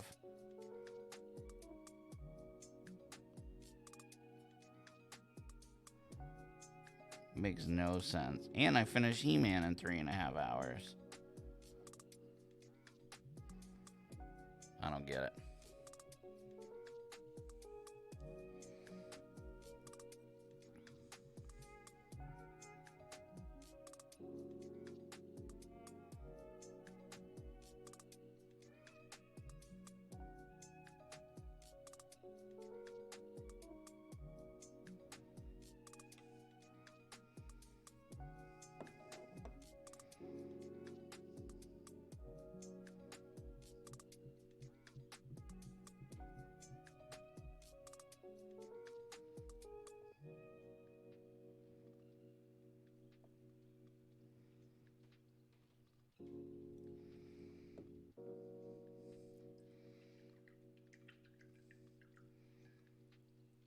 Maybe.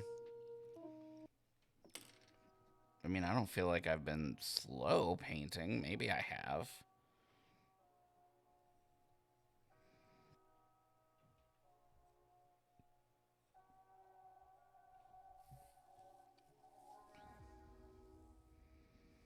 Maybe I'm taking extra care and I didn't with Boba Fett. I mean, he was significantly smaller in the grand scheme of things. But I don't know. Okay. So how do I want...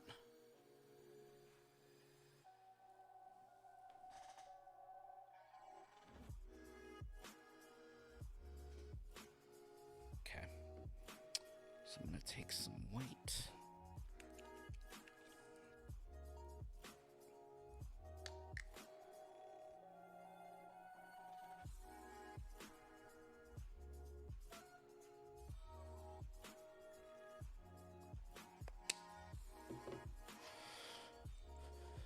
Game over.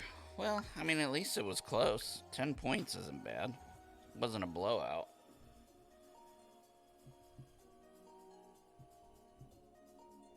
I gotta admit, I really did think Dallas was gonna give them a run for their money.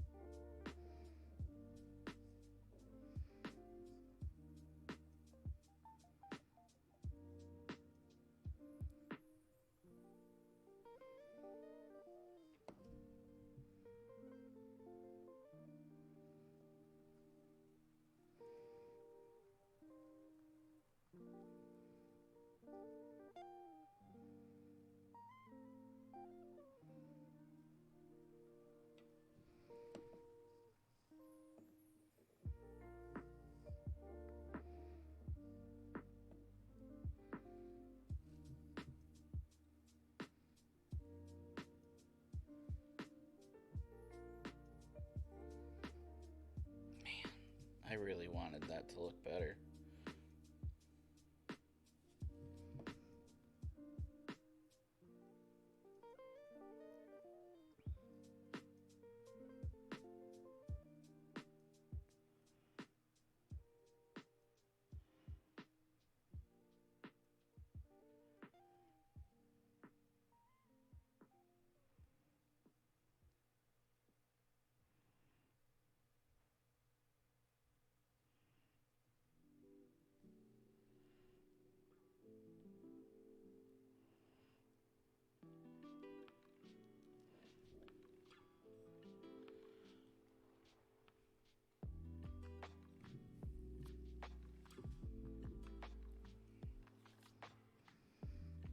I know that y'all are gonna be mad at me, but I think I'm going to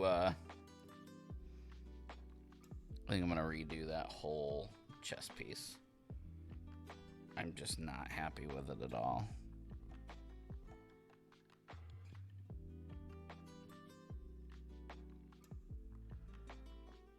I kind of had an idea in my head based off of a reference photo, and that idea did not come to fruition. The beauty of painting is that if you don't like something, you can start over. So, I'm just going to cover it up and let it dry for a minute. I think I can go ahead and, while he dries, move him over to his base, because I'm not going to be messing with anything else on the miniature now that he's good to go. The back just seems a little light to me. Might brighten up some of that. Some of these panels.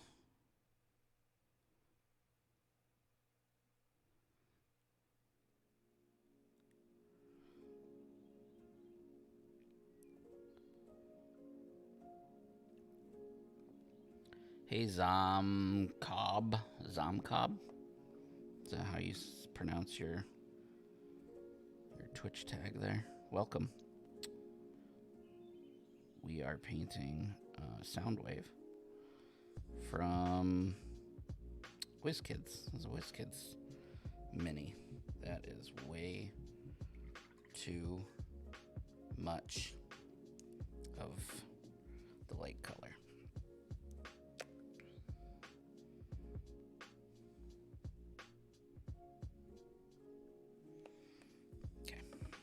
Better now.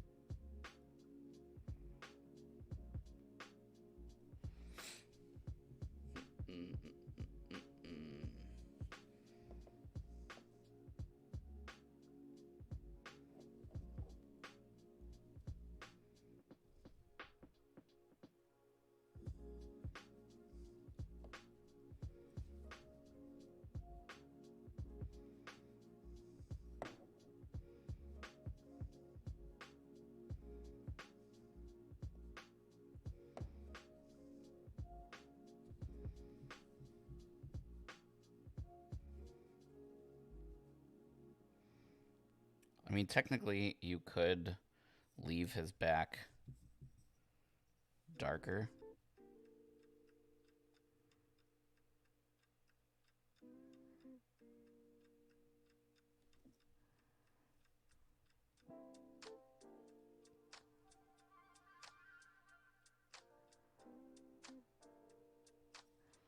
Now I'm getting out of hand. This is when mistakes happen. Something looks good and you're like, I just need to keep painting.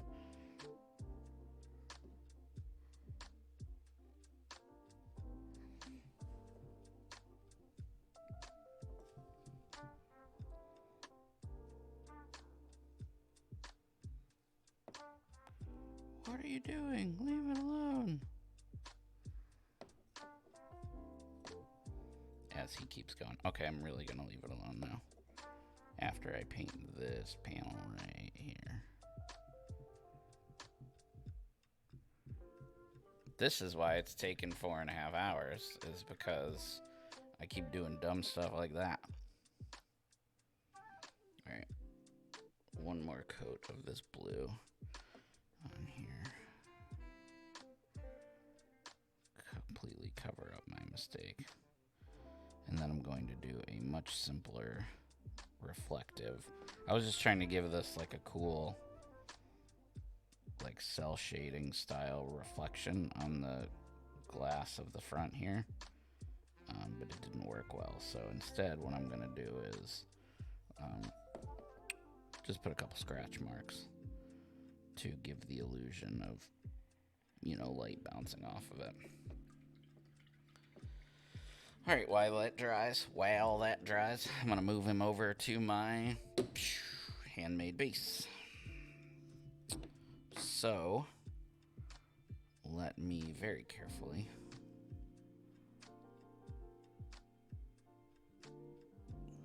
why did you super glue him on there, Louie? Damn it. Alright, you gotta sit down there, buddy.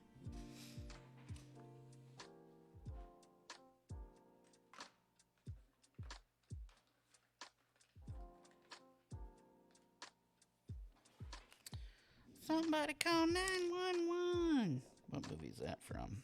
I don't even remember.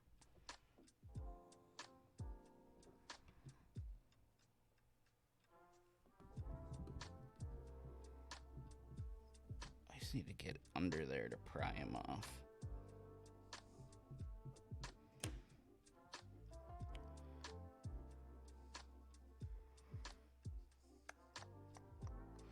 You know what? I know. Could just leave him on there and then just no, that's not gonna work.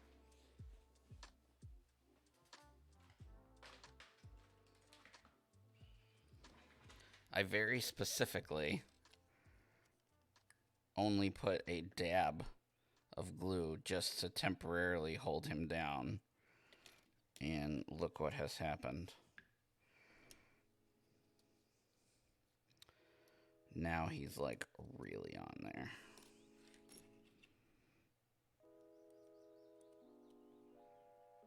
Of course, I could have pinned him too, but I'm not good at pinning, so I thought this would be easier. Little did I know. And I also don't want to jack up the paint job that I just spent. There it goes. I knew I just had to, like...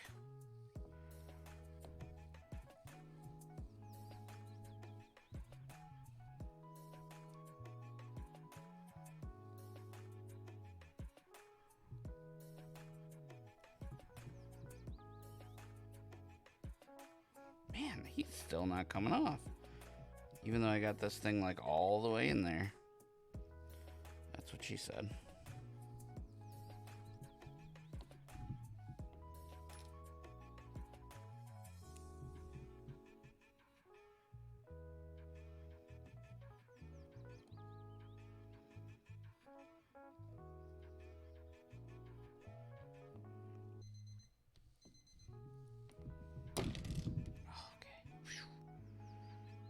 Mess ups. Didn't mess up the paint job. All right. Pro gluer.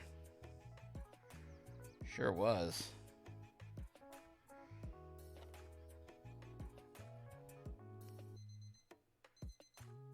I wish I could take a picture. Like, you should have seen how much glue I put on there. It was like not that much at all. And I've done this before. Many times, actually. Never had an issue like that. I use the same glue and everything all the time.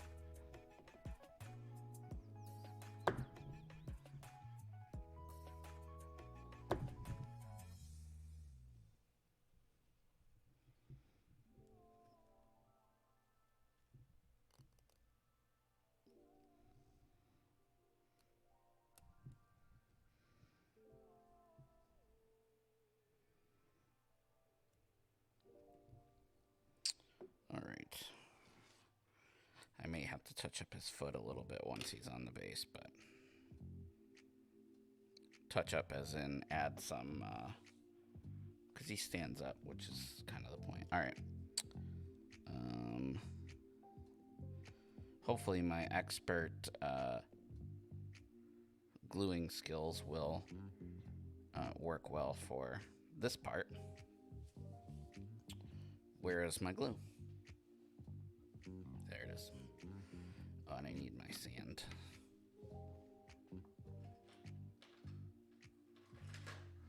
My handy dandy file. I'm just gonna scratch up the bottom here a little bit just so that the glue has something to adhere to.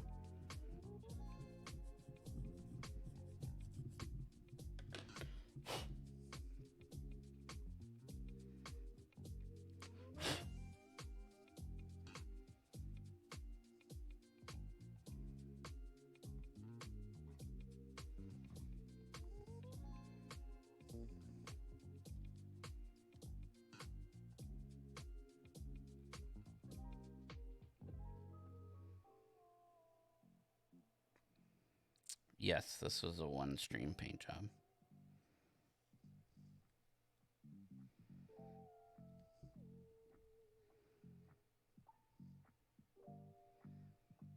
Granted, I've been streaming for 4.5 hours.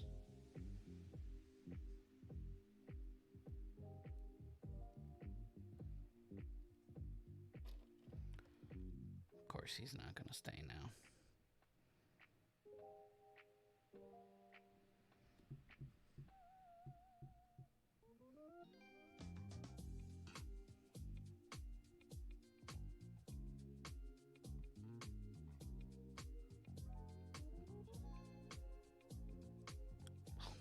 He's not staying. Why? It's fast drying super glue, bro. Oh, maybe it's because where I'm gluing him on the base, there's literally no... Okay, we'll just use more super glue. Again, could pin him, which I fully understand is an option.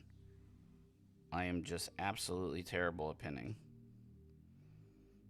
And I would definitely ruin the miniature, so. Well, I appreciate it.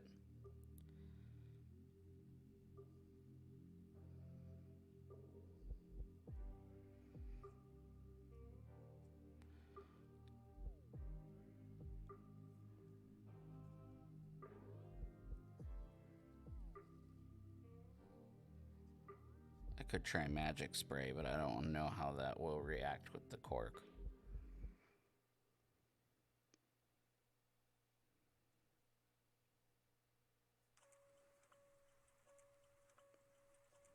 If I'm being totally honest. All right. I am going to now hope that that dries.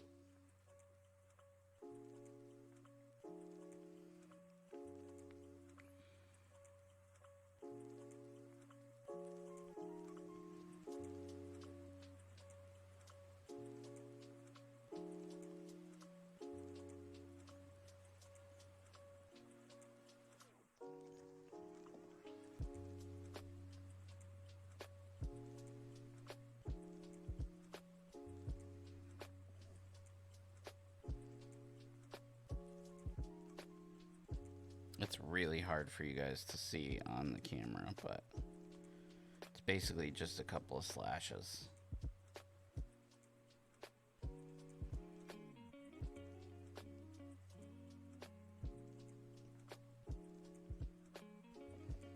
Again, to simulate that reflection.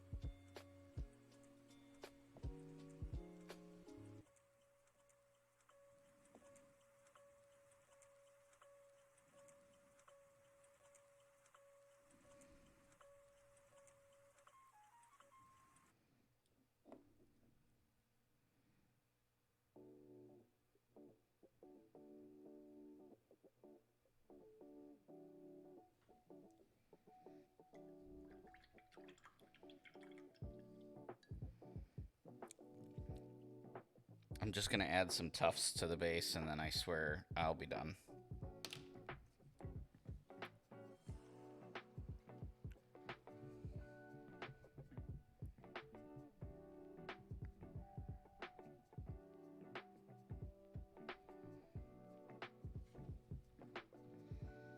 Seriously, I don't know how in the world I managed to do He-Man and Boba Fett in 2.5 hours, but this, or 3.5 hours, but this dude took nearly 5.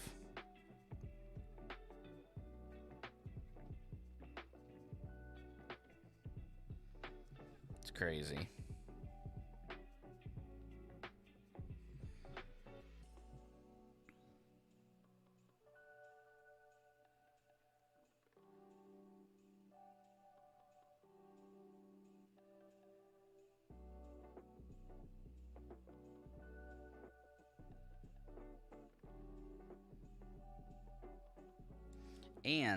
And Boba Fett and He-Man, the bases were already done.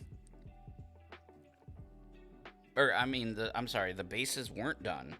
I did the bases on the stream. This dude, I did the bases before the stream.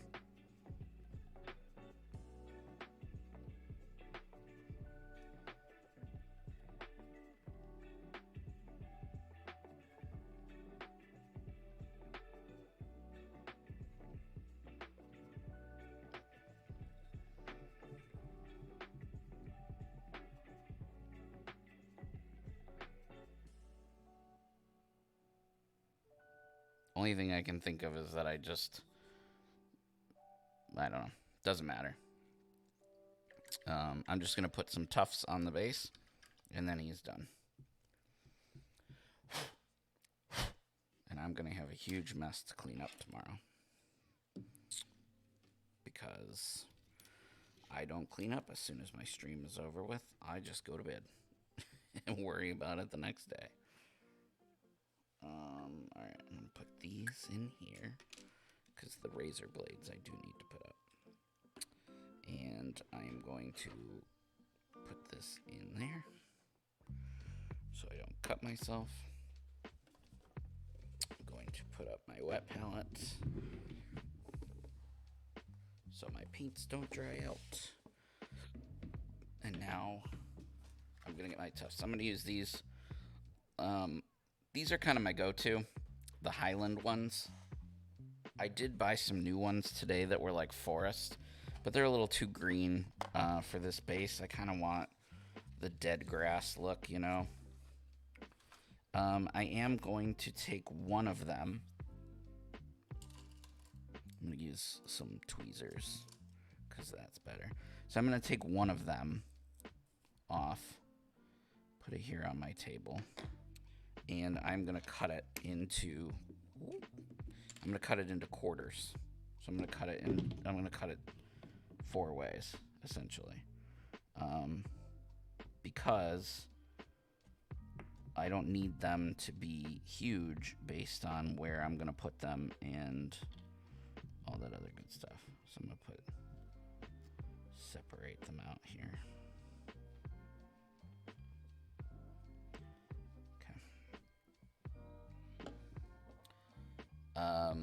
So if you notice, I've got like some of these cracks in the earth. So my thought process is to put some like in the cracks.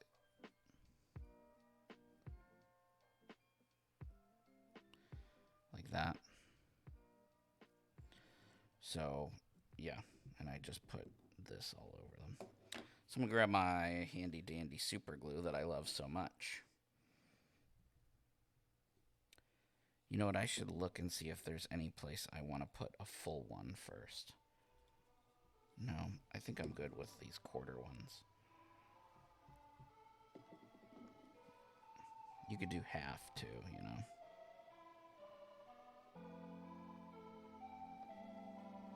little dab of super glue.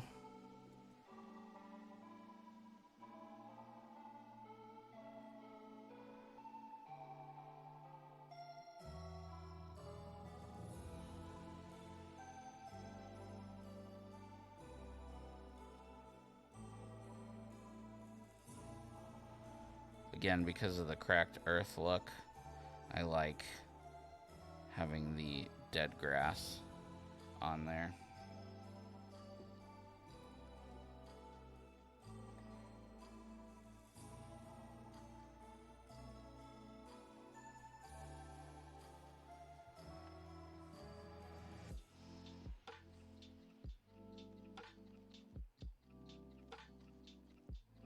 Oh no, don't go over there.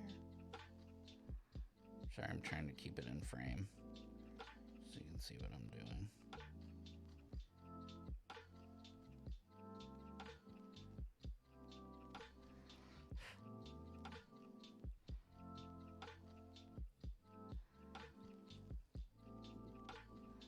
I don't know if having them that close together is a good idea, we'll see. Problem with doing this and not having a plan before you do it is you glue everything down and then you might not like it.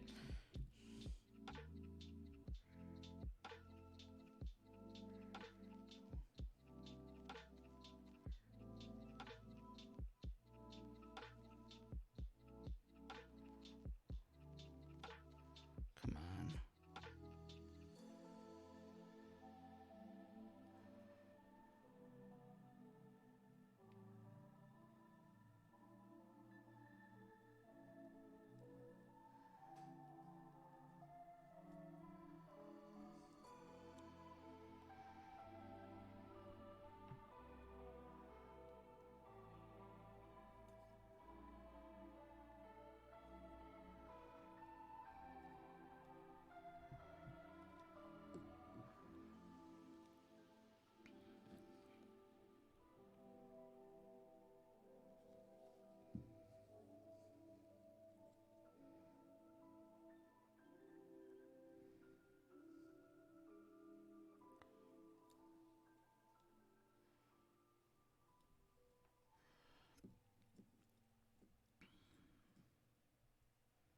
Kind of want one more over here, but in hindsight, I shouldn't have put this one here, but it's too late. Maybe I'll cut another one in half. I'll only do half this time instead of quarters.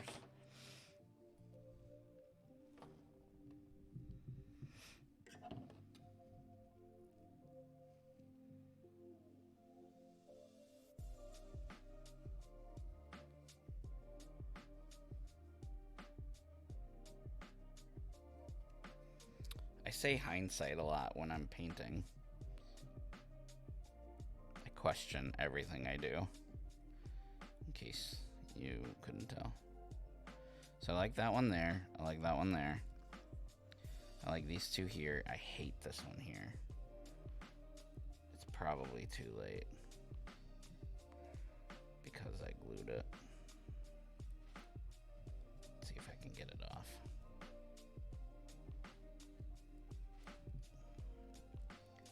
Oh, I did get it off.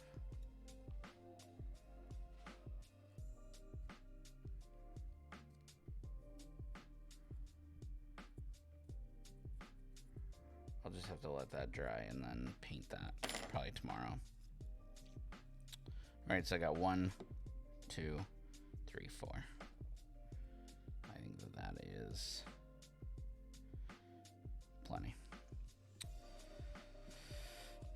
More is not, sometimes less is more, especially when it comes to this hobby. All right, let me put this up and I will show the final product and finally let you guys go for the day, evening, however long you're watching. This will be interesting when I load this up on YouTube and people are like, why in the heck is this video so long on how to paint this character? Well, there he is in all of his glory. Soundwave from WizKids. That's what it is. WizKids Soundwave. I think he looks exceptionally awesome.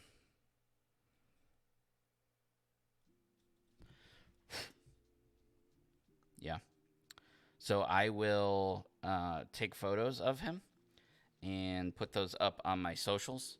You can find all my socials up there at the top of the screen. Matter of fact, I will switch over to my face real quick and talk to you. Hi. Thank you very much for watching my stream or YouTube video if you're watching this on YouTube. I really appreciate it. Please consider giving us a follow here on Twitch, twitch.tv/Circle of Nerds. Giving us a follow, it costs you absolutely nothing, and it really helps us grow what we're trying to do here. Also, make sure that you check out our YouTube, youtube.com/Circle of Nerds. You can find all of my painting videos over there, as well as we do a podcast, Star Wars show, and a whole bunch of other stuff. Make sure you check out all my other socials. I have Facebook and TikTok at It's So Tiny, and Instagram at The Real Daddy Louie. You can also check me out every other Monday on Renegade Games Studios Twitch page, twitch.tv/PlayRenegade. I paint Power Rangers and G.I. Joes for them over there. And then here on my channel, I paint whatever I feel like painting. Anyway, I really appreciate you. I appreciate you tuning in. Make sure that you take care of yourself. You take care of each other. You play your games, and you paint your miniatures. And I will see you guys next time on It's So Tiny. Time to roll that outro. It's so tiny.